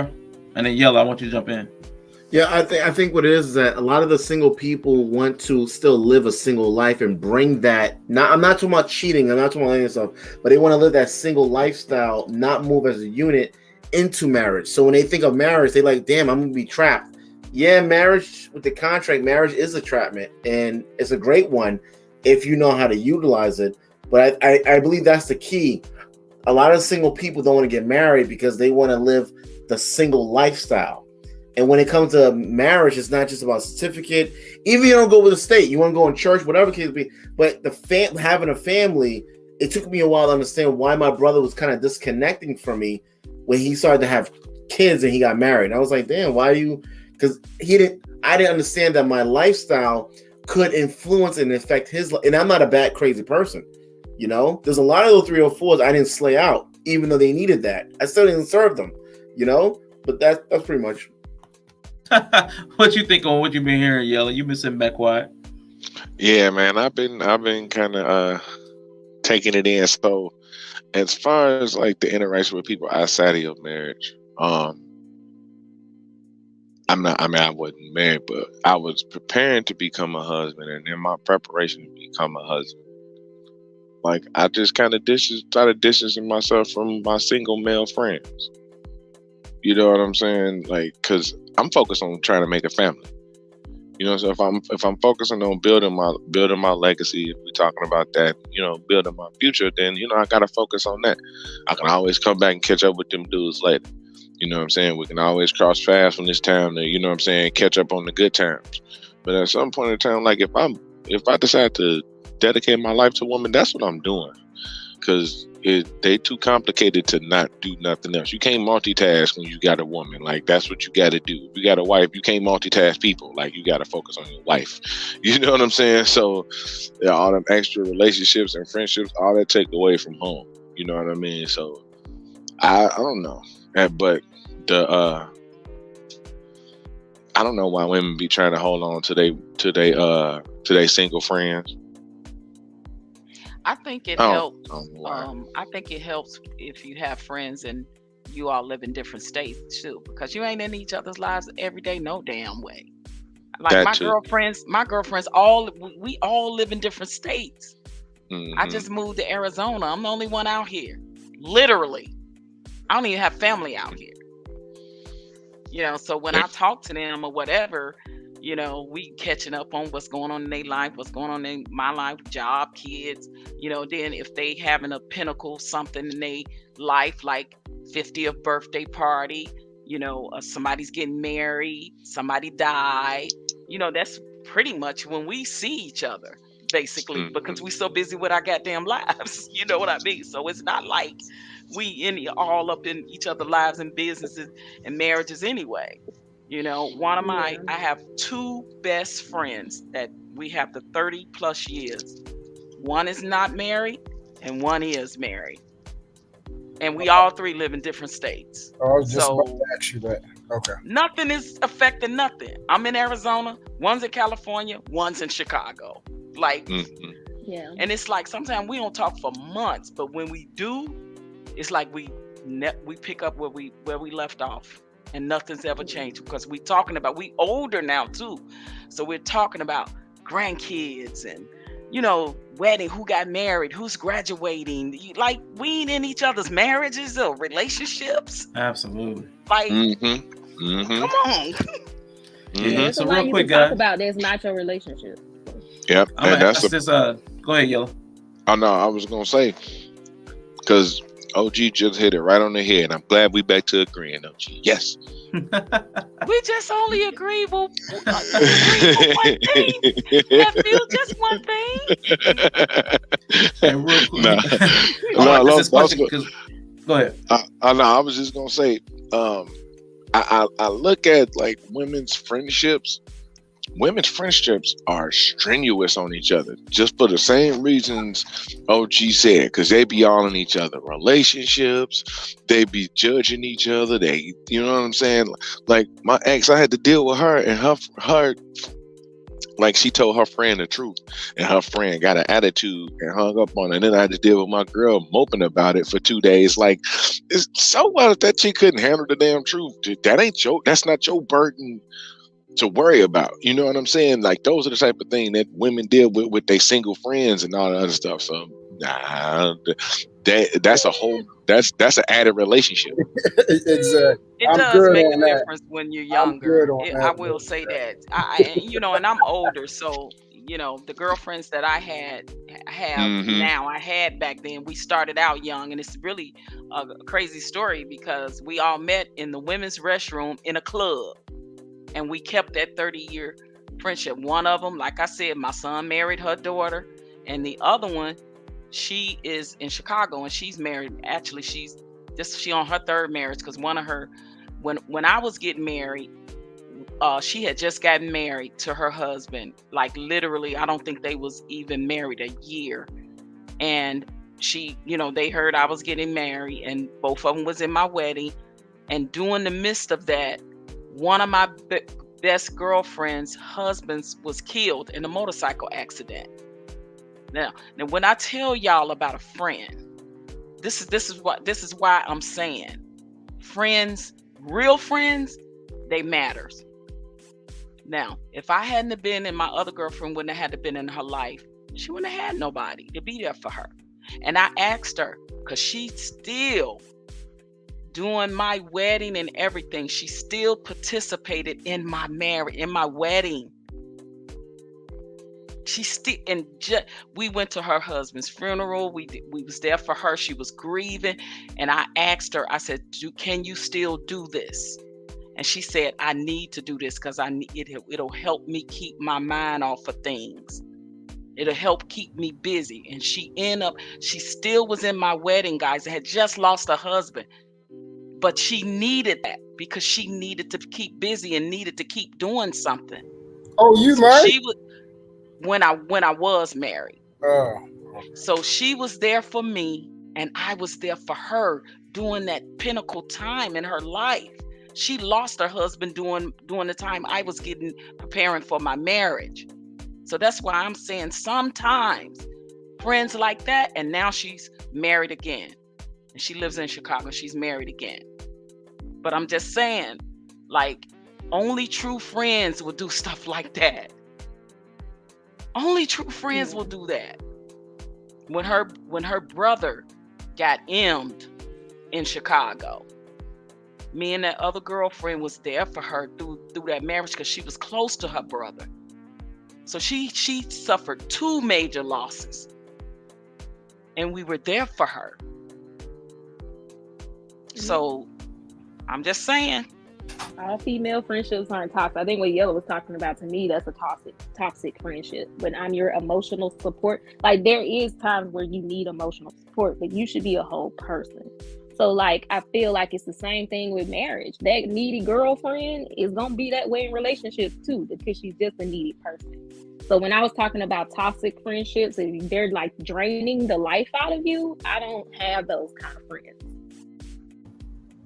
Yeah, neither do I. I had one and I got rid of that ass real fast. Yeah. So. Yeah, I don't keep friends like that. I mean, I just don't have any. I don't keep any friends like that. Absolutely. Ain't nobody saying that nobody should keep no toxic friend, because I think a lot of times. But go ahead, Bri. I was just gonna say, because when they were talking about it, it just seems like a lot of men. I mean, we know a lot of examples of toxic female friendships, but I think like it's sad a lot of people don't have, like, it sounds like maybe healthy friendships. And like I have like 3 female friends now. Like one is a childhood friend. She's single, she out there doing her thing. Now granted, we don't hang out much at all. Like I said, I might see my single friends quarterly, so I might see them once a season, and we'll go out. They don't come to my house, they're not hanging around. We go out somewhere public, we have a little lunch, whatever, and it's like a 2-hour thing or whatever. We catch up, I go home, they go home. You know, that's kind of how we are. But 2 of them are, all of my friends are actually single moms. One was married, she's a divorcee. One is married and one's single.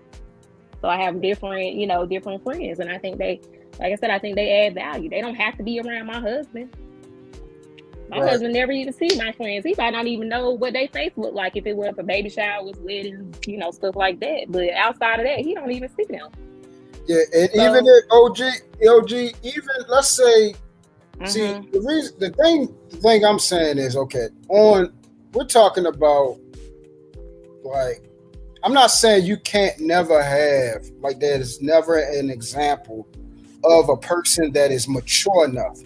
But that type of maturation to know that I am going to make sure that my emotions, my problems, what I'm going through, like, look, even though, listen what you said, her lifestyle still fell into your lifestyle. Somewhere along the lines, her passing of the individual still constituted and it weighed on you. I know you felt her pain, didn't you? Oh, absolutely. Exactly. Absolutely. Those type of things, even though you probably handled it the right way, everybody can't handle that type of emotional things like that. Like when their friend hurting, I know, like, my child's mother, when her friend she used to cry. And I can't tell her not to cry for a friend because that's her friend. Like they were connected, like how that was her day one. So I can't tell her like that.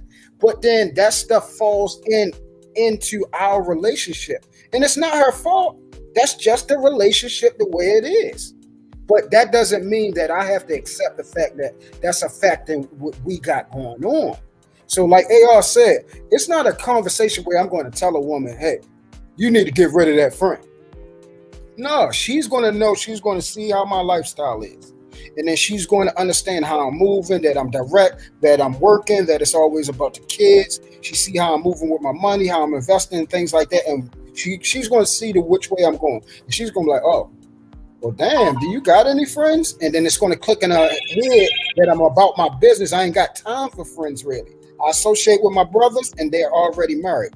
And those are people I conversate with. Those are people that's pushing me to another level and everything like that. So then it's automatically going to know, hey, well, I got friends and girls that I hang out with, so this probably not going to fit because he's not a person that goes out, does wild stuff and things like that and everything like that. So it's going to flow that way. Usually women can pick up how a man moves. It's always how you're dictating the situation. So I'm not going to really have like a conversation of you got to get rid of your friends, but she's going to know, she's going to feel it out. Hey, I can't move like this. And then like certain stuff just fall off. Like I ain't never tell my homeboy that I didn't tell him initially that I couldn't hang out with him, but we just swayed apart. And then weeks, months, years, and it just went bad. And then one day he came to me. Yeah, that happens too. Yeah, that like, definitely happens with some friends. He was like, yo, what happened? Yo, what changed you like this? I was like, yo, honestly, I said, I found God, bro. I said, he's real. And I said, I want something more in my life other than what we're doing. I said, sleeping around, going hunting, sleeping around with girls, that stuff wasn't never satisfying. I said, I did that shit, and it looked like I was happy, but I was fucked up inside, dog. Like right. I did that. I had trauma. That's why. I had a lot of trauma that I was dealing with, and my vice was sex. That's how I got it. And I was just running through it, like doing. Had no remorse, had no emotion towards just doing it. That was my fix. And when I had to come to grips with what I was doing and how like it took me a while. Like I really realized how messed up I was. A lot of people. I think especially for y'all, not to cut you off. I think the type of friends that I have, it's hard to find friends like that these days. And the reason why I tell y'all these stories is to say that I know that true friends only come a dime a dozen. When I tell y'all, we all three of us have been in the hospital. You know what I'm saying? Like had surgery. I wake up, they right there. And I've been there for them. Like I don't know if y'all have, no, have friends like that or would ever have friends like that. Yeah, but I got a friend that was there for me when I had a major surgery. And I was there for her when she had a major surgery. You know what I mean? Yeah, this is my man. We got locked up together. We lost our virginity together. Like but you said everything. You said he still wanted to keep that lifestyle y'all was doing. I didn't because I got to grow up. Right, exactly. And I can understand. I want money. I want a family. Like that. I want to be a man. Right, I understand veering from a friend like that. Yeah, so like it wasn't so much. That's how he want to live, and that's why I was saying it has nothing to do. He still lives that way, and he's going good. You see what I'm saying? Right. And I don't. How many years has that been? How many years has that been? And I don't bother him. I don't call him up. Yo, you still fucking girls and stuff like that. No. How many years has that been? Truth. How many years have you not seen him? I seen him probably like 2 years ago. Okay, just in passing. Yep, like we saw each other at the market, and he was upset because I ain't stay around to like really rat to him. I walked to him, still did what I was supposed to do. Hit me up, he's like, man, that's fucked up. I was like, yo, I gotta do what I gotta do, yo. I mean, we not talking about nothing. Right. Like my life has been simplified and got clarity. I'm going straight forward.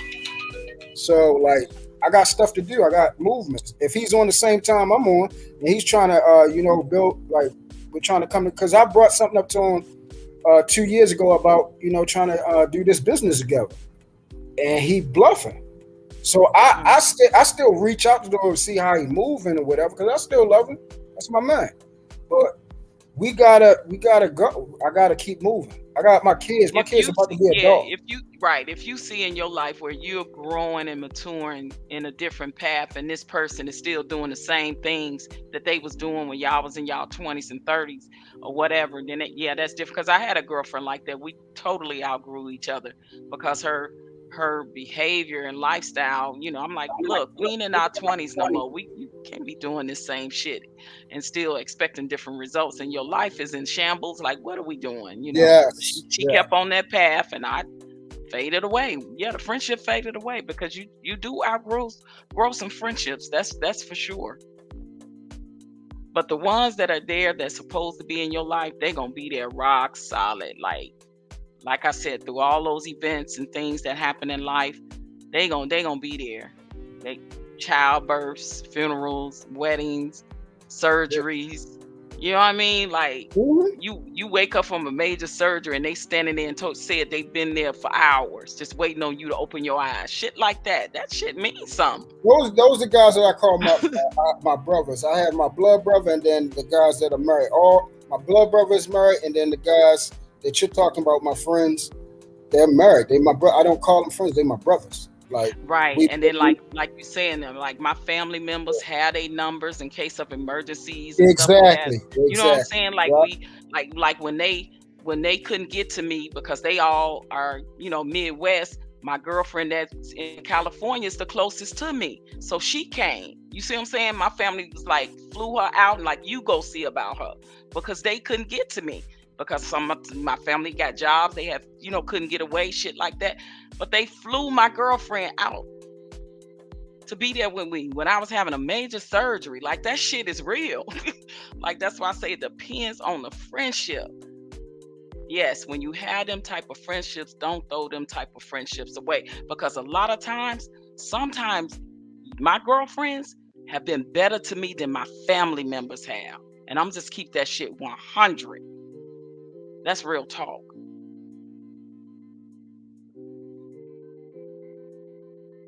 Yep. And that's why I vote. That's why I'm going to vote for Trump, because Trump that's definitely the equivalent to the way marriage should be. Let's go. I'm going to vote for him. I might vote for him. I cannot with you, AR, because I can't with Biden and Kamala. Nah. You think Trump gonna run again, AR?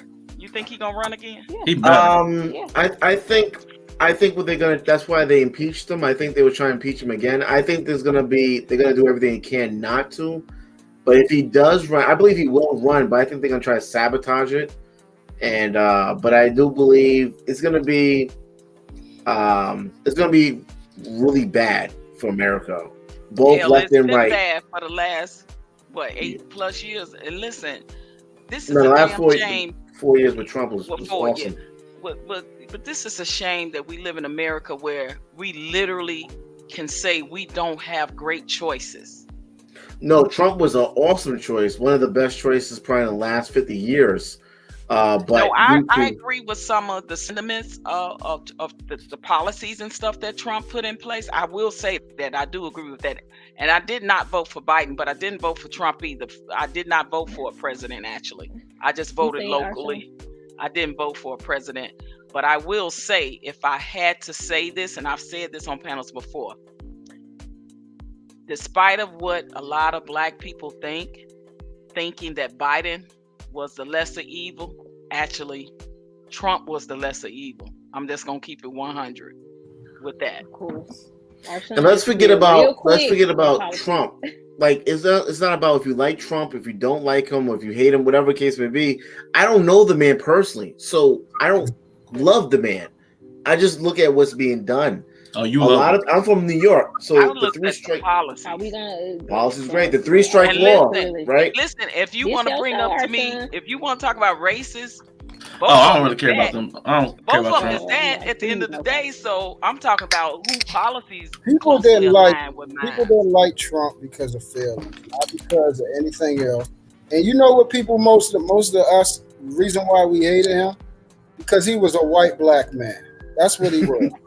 He got up there and said, understand what went wrong. He got up the Black there. rappers and some of the Black people was rocking with him. Exactly. He got up there and said, just like we would get up there and say get booted.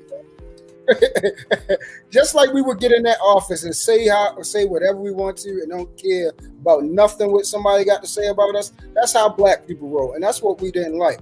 We was actually watching a man that has nothing to do with politics, just like we would be wanting somebody to get in there, all raw, saying what the hell he wanted to do, doing whatever he wanted to do, moving how he wanted to do, and we hated it. I loved it because that's exactly my mindset. You don't like me? Fuck you. That's what I I think told the my reason friends why- them now. I was like, what y'all got now with Biden? What y'all got?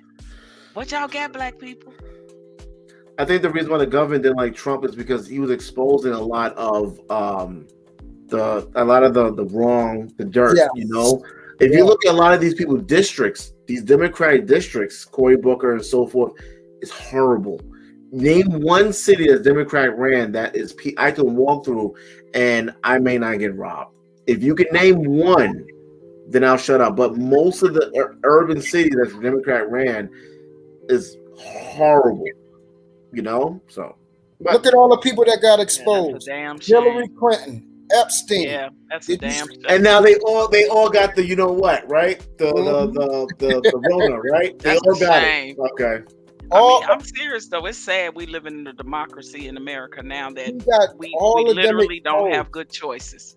And then remember, I don't know if y'all noticed this. Towards the end of his thing, we had the largest recovery, lost and found in history and FBI history, where they was finding missing girls that have been missing for years. They was finding thousands of them, and he said he was going to do it. So many girls was going home. So many women went home from these FBI raids. All of a sudden, they was finding all these girls, but for some reason, they was missing all this time. That's what I'm saying. Like, people wasn't looking at a lot of stuff that this man was doing. And this is the problem. Our feelings get in the way of a lot of stuff, man. Yep, I say that all the time. We was too in our feelings about, why you don't like Trump? He's a racist. I said, oh, you don't think the other one is? You don't think the other one is? You know, Joe Biden went to a KKK member's funeral, right? Oh my God! That's not even made up. That's not made up or nothing like that. And of course, we know he said he didn't want his kids when he was the senator in Delaware. He didn't want his kids going to school. Our kids going to school with his kids. You know, he was a part of that large crime bill with the Clintons that put people that look like y'all. The same person that put black people in prison. I don't understand. But Biden is the lesser evil because he told y'all if y'all don't vote for him, y'all ain't black. What he get y'all black people? That's why I stay away from fried chicken, because when I stood away from fried chicken, I felt like my IQ has increased. You get what I'm saying? Walked into a Klan meeting. What the heck? Bring us back. All right. Do you have another question, Rashawn? The next question? Nah, I'm not even gonna go back into that.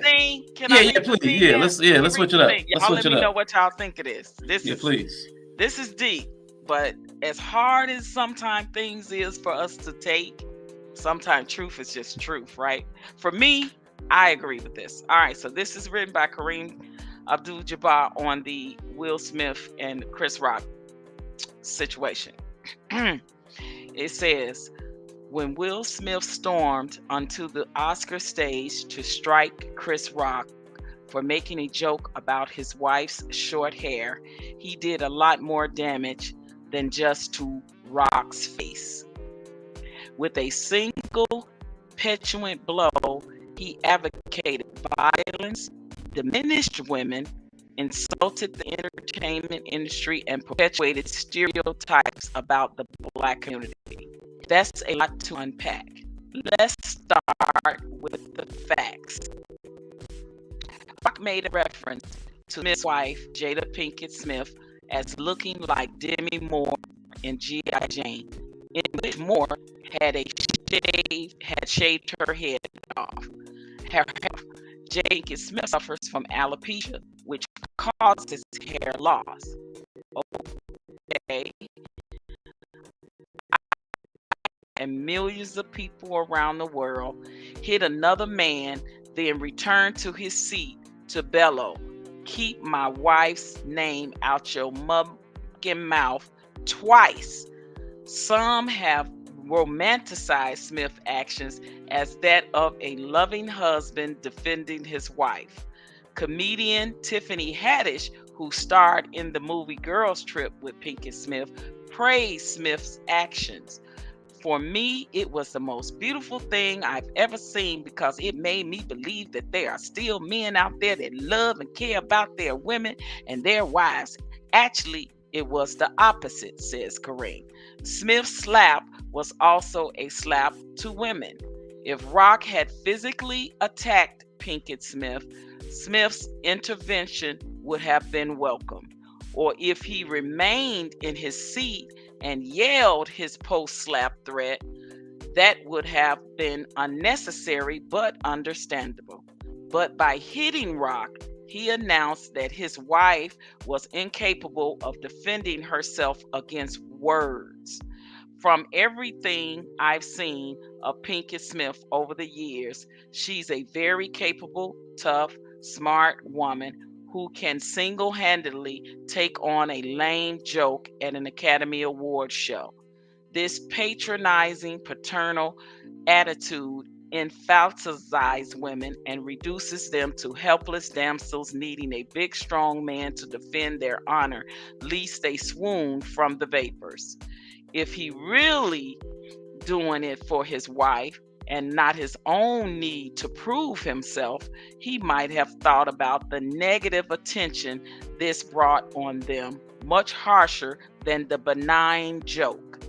That would have been truly defending and respecting her. This women need men to defend them is the same justification currently being proclaimed by conservatives passing laws to restrict abortions and the alphabet community. Worse than the slap was Smith's fearful self-serving acceptance speech in which he rambled on about all the women in the movie King Richard that he protected. Those who protect don't brag about it in front of 15 million people.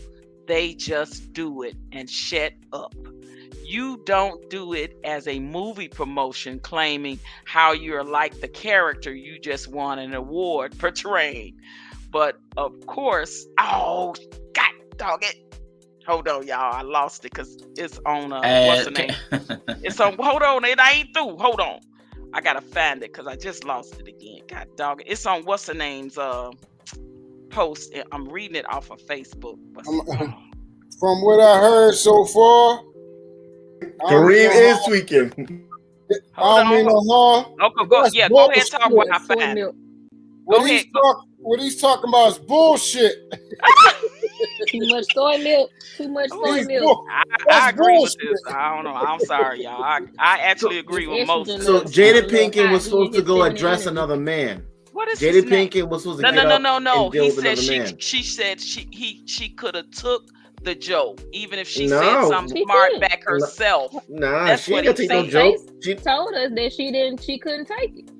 Now I think Chris Rock is lucky that was Will Smith. Her face was like she was pissed, like attitude. Because she was yelling. Now Chris Rock is lucky that Will Smith was nice to slap him. If it was another man, he would have probably knocked his teeth out or asked him, "You want to swallow it or you want to hold your teeth?" Slap another man. Crazy. It's respectable. It is not respectable, Bri. Historically speaking, we're talking about chivalry. Nobody smack me. Throwing the gauntlet. That is throwing the gauntlet to the man. It's the last aggressive act you can do in which a man does not have to respond back violence. It is actually the epitome of highbrow chivalry. Highbrow. Don't slap me. He was saying that was he man seen her shit. speak up on a lot of things. She could have spoke up about that. That's what he was saying. Don't slap me. That was real man shit. Wow. And Kareem, what you just wrote, that was bullshit. Yeah, with the utmost respect, don't slap me. I'll keep talking because I'm gonna find the rest of it. Because but a little bit more to it. The truth is, though, everybody's right from different aspects. From different aspects, everybody's right. Because if you couch it in the gender thing, he is right. She could have taken that joke on the head. She has autonomy, agency. She's a full-grown woman. I agree. And so where was I? Let's see. Hold on. Hold on, OG. Let me just finish my point real quick, if you don't mind, please. Go ahead. No, I'm sorry. I was reading to myself. Got you. But there is that point that she could have just taken the joke like everybody else takes those jokes in those situations. But on the other side of it, like everybody's talking about on the micro level, on the individual level, Will is firmly within his rights to respond to whatever he's received. He's received a slight. The impact was an insult. He can respond to that.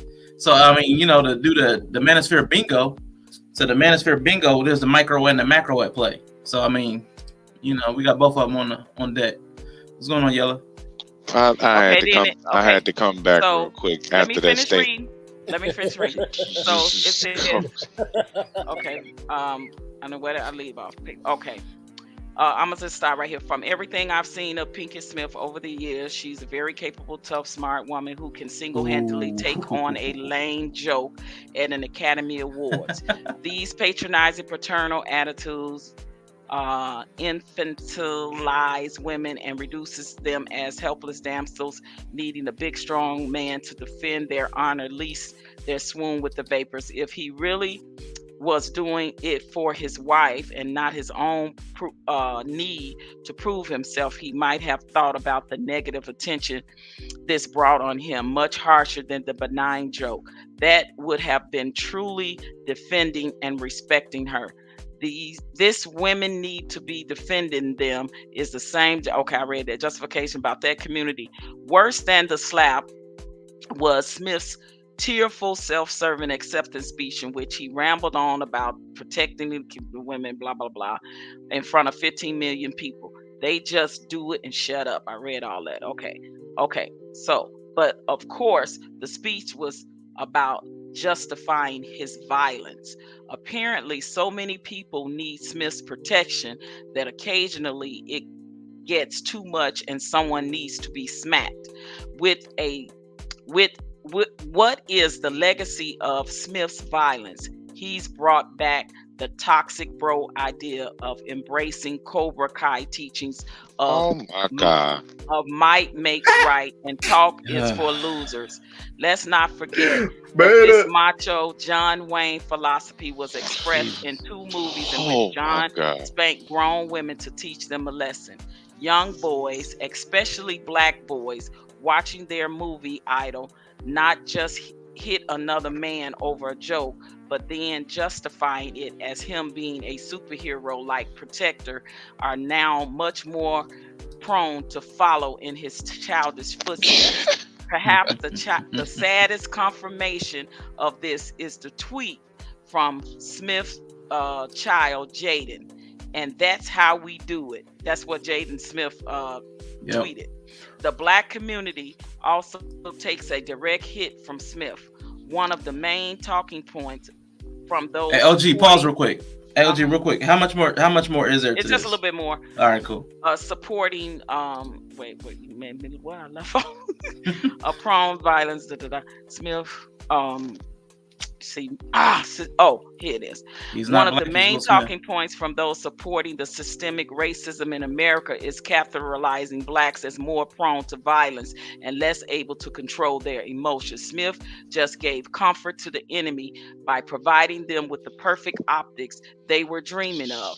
Many will be reinvigorated to continue their campaign to marginalize African Americans and others through voter suppression campaign. As for the damage to show business, Smith's violence is an implied threat to all comedians who now have to worry that an edgy or insulting joke might be met with violence. Good thing Don Rickles, Bill Burr, Ricky Sons were not there. As comedian Kathy Griffin tweeted, now we all have to worry about who wants to be the next Will Smith in the comedy club and theaters. The bright one notes is that Chris Rock clearly stunned management by handling it in the moment with grace and maturity. If only Smith's acceptance speech had shown similar grace and maturity and included, instead of self-aggrandizing excuses, a heartfelt apology to Rock. So what y'all think about that? That's bullshit. I agree with a lot of it. I agree with a lot of it. Oh, Yellow. Auntie. Yeah. That is the exact reason why we turn on the elders right there. No, I'm gonna be straight. I'm gonna be. No, hold on. Rock with me. No, we just disagree. Just like we just had a disagreement. No. But I gotta say this though, because that same. I'm gonna say that though. I'm gonna say that. Let him finish his point though. Hold on. Because That is so far against what the hell he stood for when he was really out here doing what he was doing. Who? We ain't even trying to hear that, man. Kareem Abdul Jabbar, man, that's what I'm saying, bro. That was so far out of touch. That sounded just like that panel we was talking to this morning. He worried about the wrong stuff. He worried about all the wrong stuff. First of all, how is he gonna sit here and say that this is making his wife look weak when that man is standing up and defending his wife because his wife's honor was hurt? See, you read his wife's honor was feminism. See, I didn't read that. Feminism. Now y'all putting things in it to that. I'm not putting words in his mouth. You said it was in there. It might have been word for word, OG, but that's what it said, that women have agency. Right, right. She's fully more than capable of handling a joke. I'm misquoting it, but she's more than capable of handling. I want to misquote for herself about a benign joke. Exactly. Okay. So my point is this. Now this man finna sit up here and tell this man that he need to allow his woman to defend herself against other men. Bro, it's still gonna make him look bad. Now we sitting here telling men, oh yeah, if your wife wanna say something and step up for you, you go ahead and let her do it. Damn, you being the man and you being the one that's supposed to stand up and protect her. No, you let her do it because we so busy worried about feminism. Okay, so let her stand up and let her do what she do, and she get overly emotional like most women do and handle it the wrong way and walk up there and Chris Rock slap the shit out of her. Now what? Since that's his lightweight. He also said, now if it was different, it would have been different if Chris Rock would have insulted her, by putting his hands on her. These are words. How far do we gotta go? How far do we gotta go, TT? This is what I'm saying. That escalate because the disrespect will escalate. It'll go from nephew. Hey, Yella, real quick. Let OG ask this question, and then OG, if you will let Yella finish his thought completely, and then Briannah, I want you to jump in after that. So, do you really think that the joke was that insulting enough for what happened? For him, For Will to put his hands on him. You thought that joke was that insulting to his wife for him to go up there and lay hands on that man. Is that what you're telling me? Absolutely. And I'll tell you exactly why. Please. Because his joke towards Will Smith's wife was nowhere near the level of what he was joking about. What? With the other people's. Can you hear me? I might be a little low. I didn't hear. Me? You went out. You went out too, nephew. Okay. All right. Now, what I'm saying is, his joke was intended to demean her appearance. He didn't do that to none of the other men's wives he was joking about. Because I heard that. And that's the difference in my whole, that's my whole energy about this whole thing, right? Because the whole transition to Will's wife in the first place is because he was talking about another couple. And he had just finished talking about Denzel and his wife. He didn't bring up their appearance. He didn't talk about how they look. He didn't tell the one chick that she got a nose that looked like the London Bridge because she did, because that shit's big as hell. He didn't do none of that. He didn't be like, guess you can double as London Bridge next week. He didn't do none of that shit. What he did was, in the midst of cracking his jokes, he said something to a man's wife that man deemed out of line. Now, did he? So this part right here, Rock. OG, hold on, OG. Oh, I asked you to let him finish his thought, and then Yella finish his thought. I'm sorry. No, and then after that, Brianna's going. Oh, okay. No, it's just simply like this. Mm-hmm. That crazy mess that Kareem Abdul Jabbar just said shows really that people ain't, man. Look, the whole fact that he is even bringing up emotion. You talking about overly emotional when we talking about somebody who's been the most reserved out of this whole situation.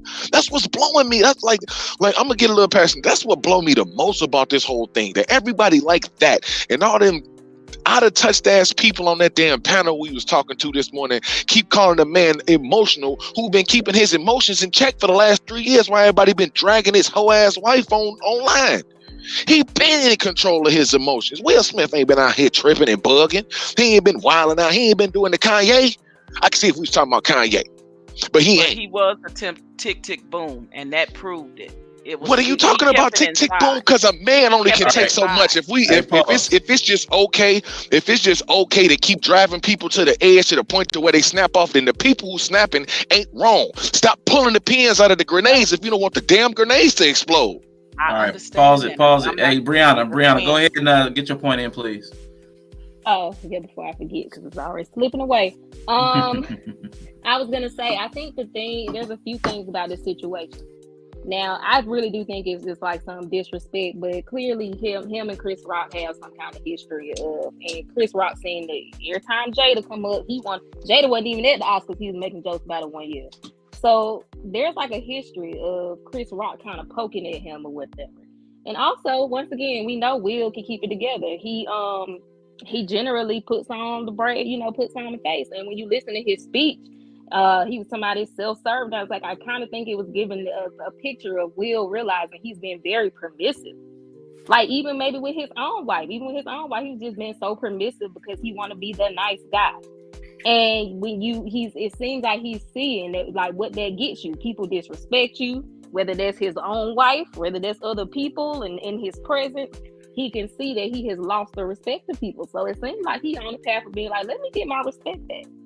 And I think because of how people feel about the Jada entanglement situation, Will has probably had to deal with people feeling like they could talk to him any kind of way, they could talk to Jada any kind of way, because they don't agree with their lifestyle.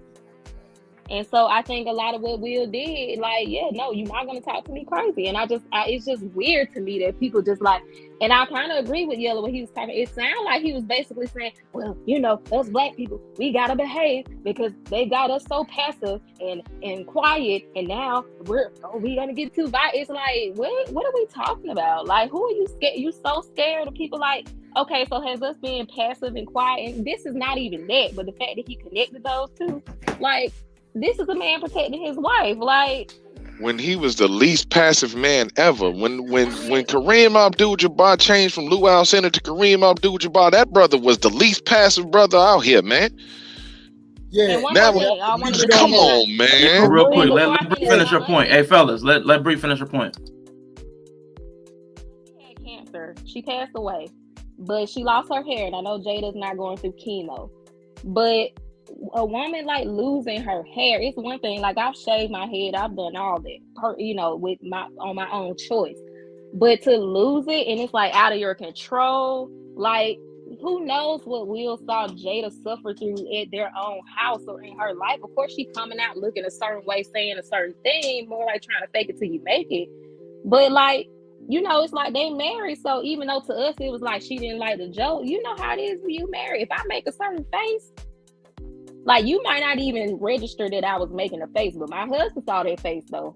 Like, we could be at a party and I could just make a face and he'd be like, all right, it's time to go. And nobody else would have seen it, So I'm just saying, like, we got to stop looking at it. It wasn't that bad of a joke. She didn't even feel, like, we don't know how that woman felt about that joke, but apparently Will did. So I just think that has to be accounted. Hey, real quick, what I want to do, I'm going to be closing out here at 9 o'clock, 25 minutes. That's 5 minutes for each person. Truth, what I want you to do is give your closing thoughts. Tell me how this situation should have been handled from start to back in 5 minutes, all right? So I'm going to give you 5 minutes on the clock and tell me optimally, as a man, as a woman, every aspect of it, break it down in 5 minutes, how this should have been handled from your perspective. Got you. So, if people aren't privy to understand how this all started, it started from the situation where August Alsina came out and exposed the fact that him and Jada had sexual relations. And he came out, openly admitted that he was in love with the woman, so much to the point where they had broke it off. He started to become sick. He was in drug abuse. His life was falling apart. He wasn't making music no more. He was losing sponsorships and everything like that, all because of this woman. And then now, since he came out, Jada had to openly admit that there really was something really going on that was way more than just being swingers. They had actually got emotionally involved. They was having sex. This was an ongoing thing. And then Will had confronted her at the table. And then clearly everybody saw on this man's face, even though he didn't react, he was hurt. The fact that his wife had did something like this, that his wife had openly embarrassed him in front of everybody, that their business was on the table. And that was just one thing. Then she continuously continued on, talking about he's not that good in bed, how bad he is as a father, how he neglected her and the children, how bad he is as a husband, how the fact that a heart really belongs to a person that's still in the grave, for people that don't know Tupac. All these type of things. How she's sexually unfulfilled, that she has sexual addictions. All these personal things she did to this man and embarrassed him. And he has remained composed for the last 2 years, bro. And then the situation that happened the other night, the straw that broke the camel's back. Chris Rock, unfunny, goofy ass, tried to come on national television to upstage Will Smith at his moment, because that was Will Smith's day. That was his Oscar that he was winning. And Chris Rock chose to take a shot at this man, wife, not him, his wife, underhandedly. Yella said it perfectly. The jokes that he made about everybody else, Denzel and everybody else, it did not cross that line. He did not talk about their wives in a manner like that. I don't even think he even referenced their wives, but it wasn't to a disrespectful manner, because he knew better. He thought, okay, I can go this route. I can push the button on Will, because Will is soft. He's not going to do nothing. He's been taking all this. He's been a pushover. He's been everybody's bitch. So let me push this thing. And obviously he laughed it off, and people want to go to what he laughing. Y'all never laughed, but really was mad as shit that y'all was trying to laugh that shit off. I have. And that's what was happening. Will tried to laugh that shit off, saw that it pissed his wife off, so he like, oh, nah, this shit ain't going to work. Went up there and slapped the shit out of the nigga. Told him get his fucking mind right, went to sat down like a true G. You ain't going to do shit because you really a bitch ass nigga. Keep your fucking, keep my wife's name out of your fucking mouth. He handled it perfectly. He handled it better than what I thought he would. He could have really went off. But he slapped him one time, open hand, got him together, went home, went back to his seat, said, keep your name out of your, keep my wife's name out of your fucking mouth. What Chris Rock say? Okay, I won't talk about your wife no more. It's settled. Am I advocating violence? No. Because if he said something about Will, I'd have said, Will, no, don't hit him. Because he's talking about you. But no, he went the route. Women and children are off limits, bro. You don't talk about another man's plate, his wife. Simple as that. And that's where he went off. And then it just so happens that Jada was suffering from something big, something that's life-changing, something that's bothering her. And you already know she's emotional as fuck. So that would have fell onto his plate too. You let somebody talk about my bald head ass now? Let me go to this table talk to talk about how fucked up you was as a husband. Let me get disrespected in front of everybody. That'd have been another thing she'd have brought to that weak ass table talk and embarrassed that man. And y'all expected him not to go handle that shit so he can gain some type of dignity and respect for himself after he just got finished being dragged through the mud? Fuck no. Now people gonna think twice. Hey, I know that guy's a big teddy bear, but hey, he'll slap the shit out you with them big ass paws now, all right? He'll pimp slap the shit out you. We don't want none of that. Hey, don't talk about his wife, because you know he's gonna slap the shit out you. People gonna think twice. And that's what people need to do. Respect need to be gained and earned. And that's what we're sorely lacking in today's age. Simple as that. You're. Appreciate you, True. Appreciate you, True. OG Patrice, give me your 5-minute wrap up, because again, you said you agree with a lot of the things in the letter. In your opinion, how do you think the situation should have been handled? Oh, I think it should have been handled definitely more professional when it comes to Will Smith's actions.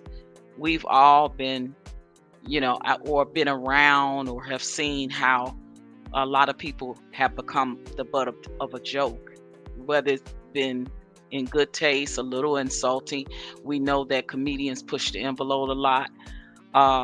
We know that if you sit in the front row, you subject to get that insult or that push from a joke. You damn sure might get to be the butt of a joke. So if you don't have that strong kind of will, and I know this wasn't a comedy club, I'm just saying, but he's a comedian in all ways. So the joke was already scripted and written and pre-approved by the committee that sits on the Oscars. So they obviously thought that the joke wasn't too, insulting or whatever, because or else they wouldn't have approved it. Everything has to be approved through the board, right? I don't know if y'all know this, but being in the entertainment industry for over 20 years, I have people that have sat on the Grammy awards and kind of explained to me how that situation goes. So I definitely think that it could have been handled differently, even if I agree with Kareem, even if you yell something insulting back to him, or even if he would have said what he said, after he hit him, out, that, like he should have said that then. Keep my wife out your name, out your mofo mouth. He could have sat there and said that. He didn't have to do what he did. Will's actions is what I don't approve of. Chris Rock, he's a comedian. It's expected. You might not like it, but it is what it is. And if you don't like it, you have a right to tell him you don't like it. But to put your hands on somebody, that right there, because it's something said you don't like, that's where you draw a line. I don't think the joke was that insulting enough for it to take that type of offense when it comes to the violence of it. And in my humble opinion, the emasculation, I'll just say it like that, long time ago, and it was self-serving. I'll just say that. One of my best friends is from Philly, that grew up, with that history in the entertainment industry, and I tell you, if you just do what I said in that back, y'all understand why I said that. It's a lot y'all don't know.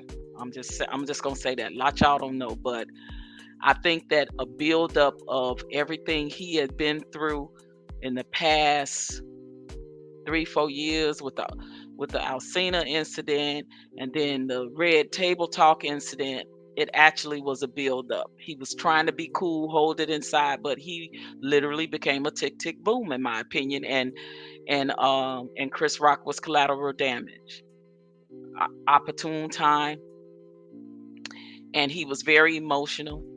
But I will say that, he was laughing at the joke, right? Everybody knows that. It's on tape. He was laughing at the joke until he looked over there at his wife, who was obviously unhappy. And I don't know if when the camera got off of them, did she say something like, "What you gonna do? Or you just gonna let him sit there?" Like, we don't know what took place in between that time. Now, I had a niece that worked the Oscar. She was a seat filler, and she was there. And she did say that he was Chris Rock, after what happened, he was backstage saying he did not know anything about the alopecia. I think the joke was more directed by her shaved head, is why he compared her to the G.I. Joe, and he's G.I. Jane, and he said it's a G.I. Jane joke. He didn't say it's a bald head about her medical condition joke. I really don't think that it was that. I think the joke was taken out of content in that sense. I really genuinely do, but I think it was more about G.I. Jane joke than the insult of what they took it as. And sometimes things can get misconstrued like that, and it's unfortunate that it has happened. But I definitely think that it made us look on what a night that was supposed to be epic for Black people and people of color. It absolutely made us look bad, and we beg to be in these white creative spaces, and then when we do, this is what we do. And I'll digress from there. Definitely. Thank you, OG. Now, I'm going to get AR in here, man. I'm going to get AR. I got to space you and Yella out. So I'm going to get you, AR. Tell me how this should have been handled from your perspective. 5 minutes, and I'm going to go to Bri and then Yella, because, you and Yella, man, it's too much high energy, man. I got to space y'all out, man.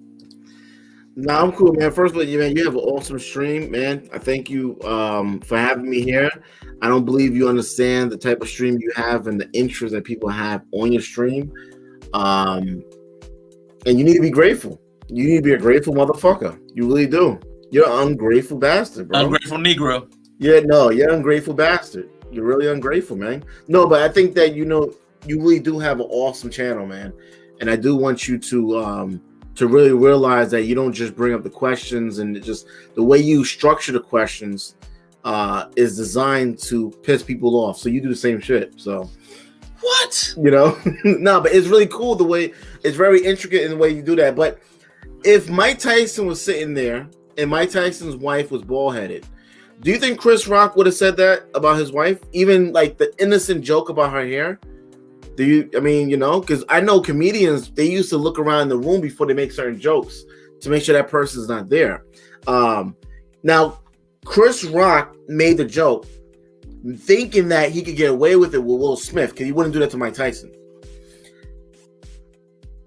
Yeah, so Chris Rock, I fucking forgot. Yeah, so Chris Rock made the joke to him. So he thought that Will Smith was just going to be like, oh, okay, yeah, let me just sit back and laugh.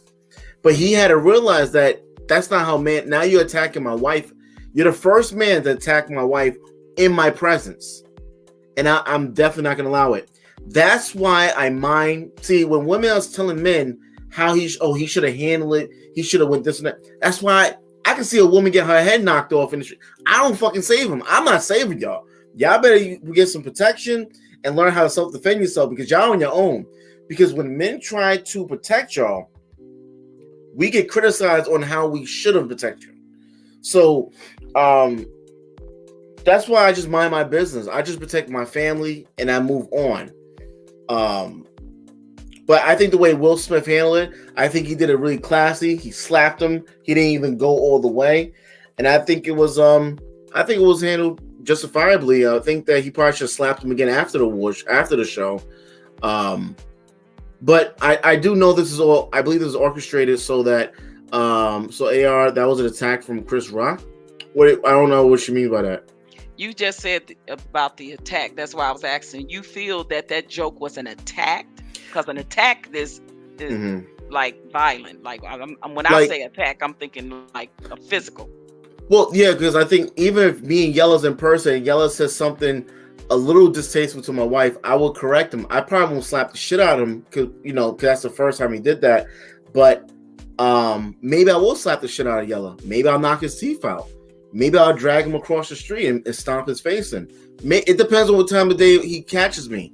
Even a slight distaste, because he knows you're not supposed to address my wife that way. Hi and goodbye. That's all you need to do. Like even with my brother, my sister-in-law, I don't even address her. Even with playing cards, I don't even joke with her in a certain way that's going to demean her physical appearance. Not even on a slight. If she wearing something looking all like a hosing or just bleach stains and shit, I don't even say, "Oh, you look like a homeless person." I don't even joke with her like that, and that's my sister-in-law. So I think what happens is that men need to help other men understand that in the presence of me, you can't. Now on the line, and I know like this whole online shit, a lot of these men feel so comfortable addressing other men's wives. They haven't received the Will Smith slap. And that's why they even to this day is to continue to do that. If there was some sort of extreme amount of violence that was put on these men that's talking about other people's family or wives, I guarantee you now a lot of the YouTubers will stop saying the things that they're saying. But because there's no physical punishment, people feel so obligated. Now in Will Smith's presence, people are going to be a little more respectful towards him because they say, "Oh damn, he may slap the shit up," or it's going to be a conflict. He's not. Now they know he's not cool with people talking about his wife. Physical appearance. So that's all I'm gonna say. I think he handled it great. I aspire to be more like him. Oh yeah, look, I got 2 minutes left, right? So Kareem Abdul Jabbar is saying that about the black people. Hey, look at that chick, Gabrielle Union. That's not even her child, bro. Listen, that's not even her child. They are pushing this homosexuality on our children. That is bad for black people. That's horrible for. I know Rashawn's like, let me cut this motherfucker off. I don't give a fuck, right? So that is horrible. There's a lot of things that's bad. They want the under 5-year-olds to take the jab. Kids got to wear the mask throughout the whole school. So there's a lot of things that's really bad. You got the stupid Black Lives Matter, right? You got these idiots telling people to go riot. Take white people out their homes for your reparations. Y'all niggas don't deserve no reparations because when they gave y'all the stimulus, y'all spent it. Y'all don't deserve no reparations. Go back to Africa. You know, since y'all can build America, I got 40 seconds left. Since y'all built America and y'all know how to build America, go back to Africa. Y'all always crediting Africa. Go back there and see how it is to eat off the floor. Go ahead. What else am I say? That's it. Trump 2024. This dude. Golly. Bri. He threw me off at the end, man. He threw me off at the end. How do you think it should have been handled? Yeah, you know it. Again, ideally, in your perspective, how would this have been handled? You know, from your award show thing. So ABC came out and said Chris Rock went off script. So first of all, Chris Rock shouldn't have went off script, and he should have just kept it. But you saw he just glanced over her, and he just couldn't resist the urge to say something about her. I saw he was like, I gotta say it. So he said it. You know, he got. So I think the way it was handled is the way it was handled, and ultimately that's why Chris Rock took that L and said he ain't gonna press no charges, because if you roast people, that's just a risk you take. People, I grew up in the neighborhood, people be roasting. You say something about their mama, you might be in a fight. Yeah. I think the way it was handled is the way it was handled. One thing I want to say is I think this to me highlights the problem that I keep saying that we talk about a lot of stuff, but it's the lack of respect. I think people deserve respect on a human level, unless they personally, unless y'all have some personal beef where they personally did something to you.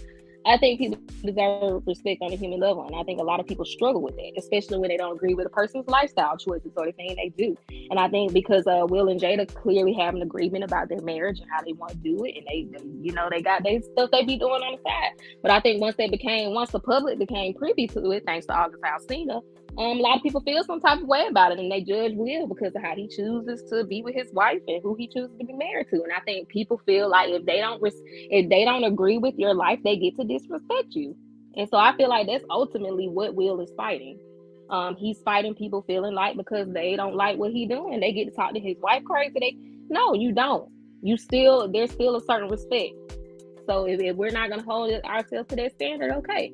Other thing is people talking about violence, but once again, hanging out in these YouTube streets, some people ain't never had their ass beat in real life, and it shows. And I'm sorry, I don't believe in violence. I teach my children respectful parenting, which means if you don't attack me, I don't attack you. But what we also teach them, there is more than one way to provoke a person, because you're not a Becky. So you don't get to sit here and poke at me, and then when I go off, you get to say, oh, she did this and this. Living in a space of respect means you don't try people. Unless you know you can win the fight. You better not just try people, period. Now, we hope people don't put their hands on you if you don't touch them, but that's not everybody's creed. So you should just move in a space of respect so you don't get your ass beat. And I just feel like there's a lot more that need to happen. No, I don't like violence, but hearing some of these people talk, yeah, you ain't never got your ass beat in real life. I can tell it through the screen. The other thing is, this is why chivalry is dead. Because this man did what he thought was literally chivalrous. Even if you look at the etymology of chivalry, this was a chivalrous act. And then to be criticized from the people you trying to protect. You see Jada was sitting in her seat smiling. Because I would have did the same thing. Ooh, oh, you got slapped. I guess I'll ask him in the car ride why he slapped him. But I sure would be in my seat with my little 5'2" self. Oh, okay. Well, Jada Tiny. We team Tiny over here. I'm not about to check no man. So, I just think that's why chivalry is dead. He already told y'all that was his baby.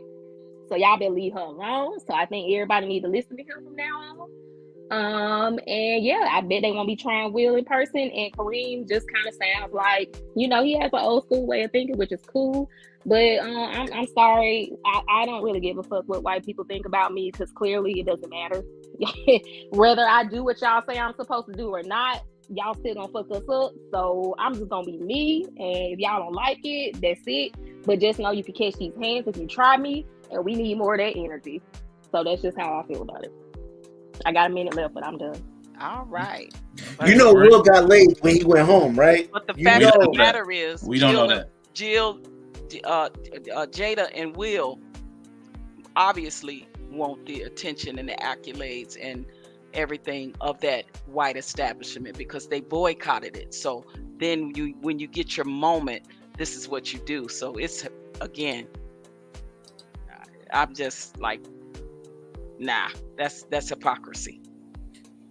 Don't boycott it and ask all of our community to boycott it, and then you get your moment and you overshadow your own damn moment and the moment for every other black person. That's all I'm saying.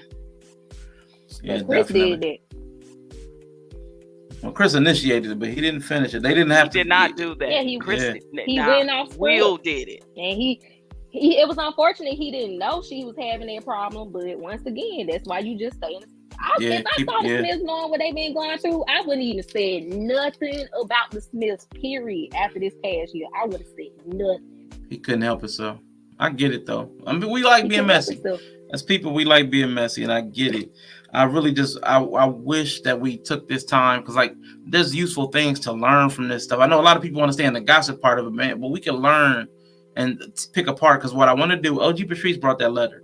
At some point, what I want to do is actually go through that letter line by line because what his issue was, what Kareem's issue was during that letter, he went in and out of perspectives as he talked.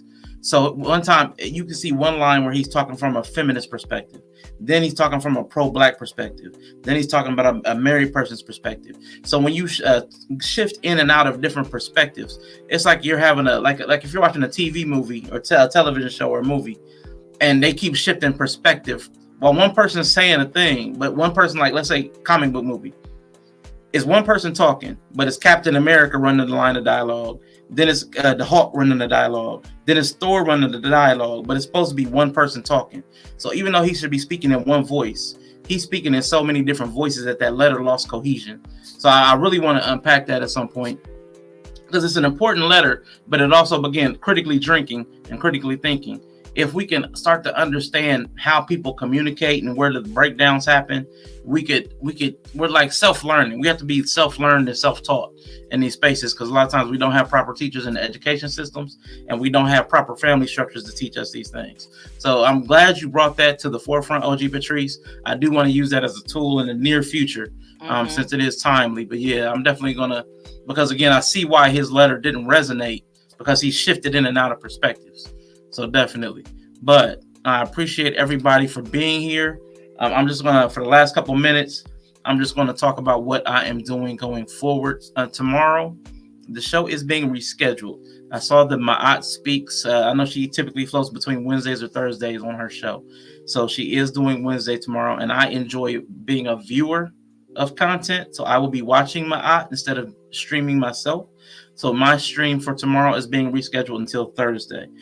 So I know Hanifa's not until Friday, so I don't even have to worry about that. So Thursday, I can stream.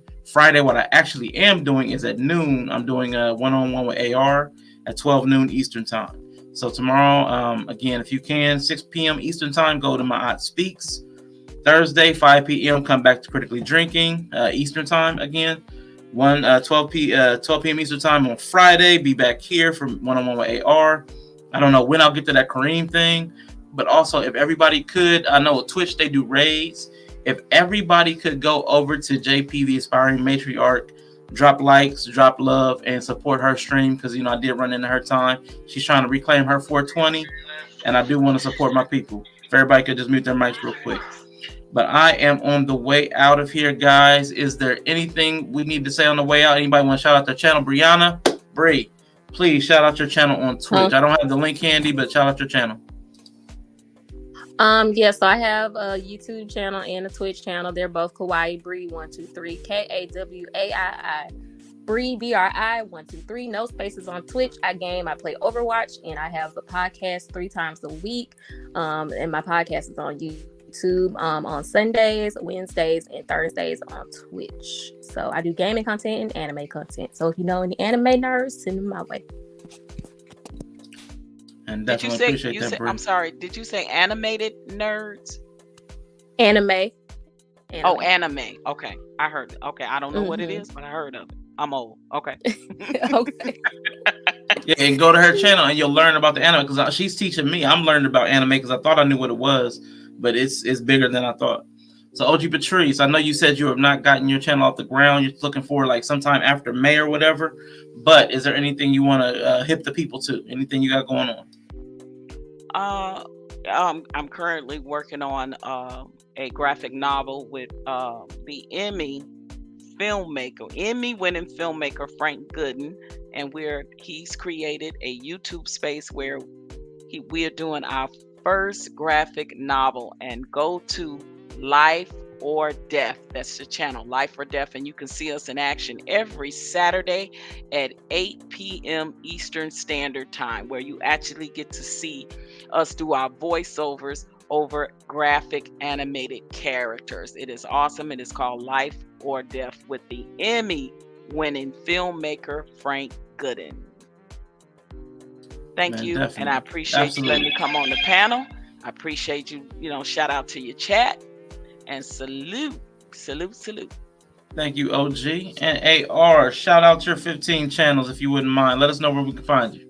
What I really want people to do is that I really want people to tune in an interview on Friday, right? At 12 or 2 o'clock? Which one? 12. At 12. And just take the stream and just share it with 5 people. That's all I'm asking. Take this link and share it with 5 people and tell them to subscribe. I don't watch YouTube. I don't give a fuck. I don't have a Gmail account. I still don't give a fuck. Go make one up. Listen, y'all have enough time to go make these babies, right? That these badass kids, you can go set up a Gmail account. What? If y'all have enough time to go do that, okay? You have enough time to eat the fried chicken. How long fried chicken takes? A while. You can make a Gmail account. Make a Gmail account. Share with 5 people. That's all I'm asking. If you support this channel, if you like my energy, you believe what I'm saying, you believe in 2024, please. No, but on a serious note, send it to 5 people. If they like the content, tell them to subscribe. Right on. Appreciate it. Yeah, so everybody, man, support the movement that supports you. Whatever you're getting value from, man, throw value back, man. Leave every space that you enter better than when you found it. Even that's throwing a like, a sub, a share, however you do it, man, do it. So instructions unclear. Have now email 5 fried. See, right? Email 5 fried. Okay, man. All right, man. My moderator supreme, Inya, thank you all for your time. Appreciate you all. Have a good night. Definitely, everybody. I do want to say, I honestly do. I know AR said to be grateful. I am grateful. For all of the time that any of you have spent with this channel and with me specifically. I honestly do appreciate it. But I am a little greedy and I want to watch some content myself. So again, that's what I'm doing tomorrow, and I'm restructuring my schedule. So again, my schedule for this week and April, everything's in flux, but I'll keep you updated as long as you watch the program. I'll let you know what's going on. But as far as that is it for tonight. I hope you all have a wonderful evening and peace. Bye. You said what? Can you close it out with the Uncle Ruckus clip, please? I want to feel rejuvenated, if you don't mind, please. Oh, yeah. And shout out to Chef. I saw you salute me. Shout out to Yeah. Chef. Shapino was in the building. Also, Life or Death, right? He's also in that too as well. He's also in Life or Death, yeah. All right, two of the critically acclaimed actors from the live. What is it? What's the word y'all use for the It's not a comic book. It's a live action. What is it? Oh, graphic novel. Live action graphic novel. So we have 2 of the critically acclaimed actors from the live action graphic novel Life or Death by Emmy Award winning Frank Gooden. Emmy Award winning filmmaker Frank Gooden. Yes. So if you guys want to be like OG Patrice, Chef Shapino, AR, Kawaii Bri, Frank Gooden, myself, you got to do this one thing, and that's read, nigga, read. That's what. All right, everybody. Y'all have a good night. Good night. Bye.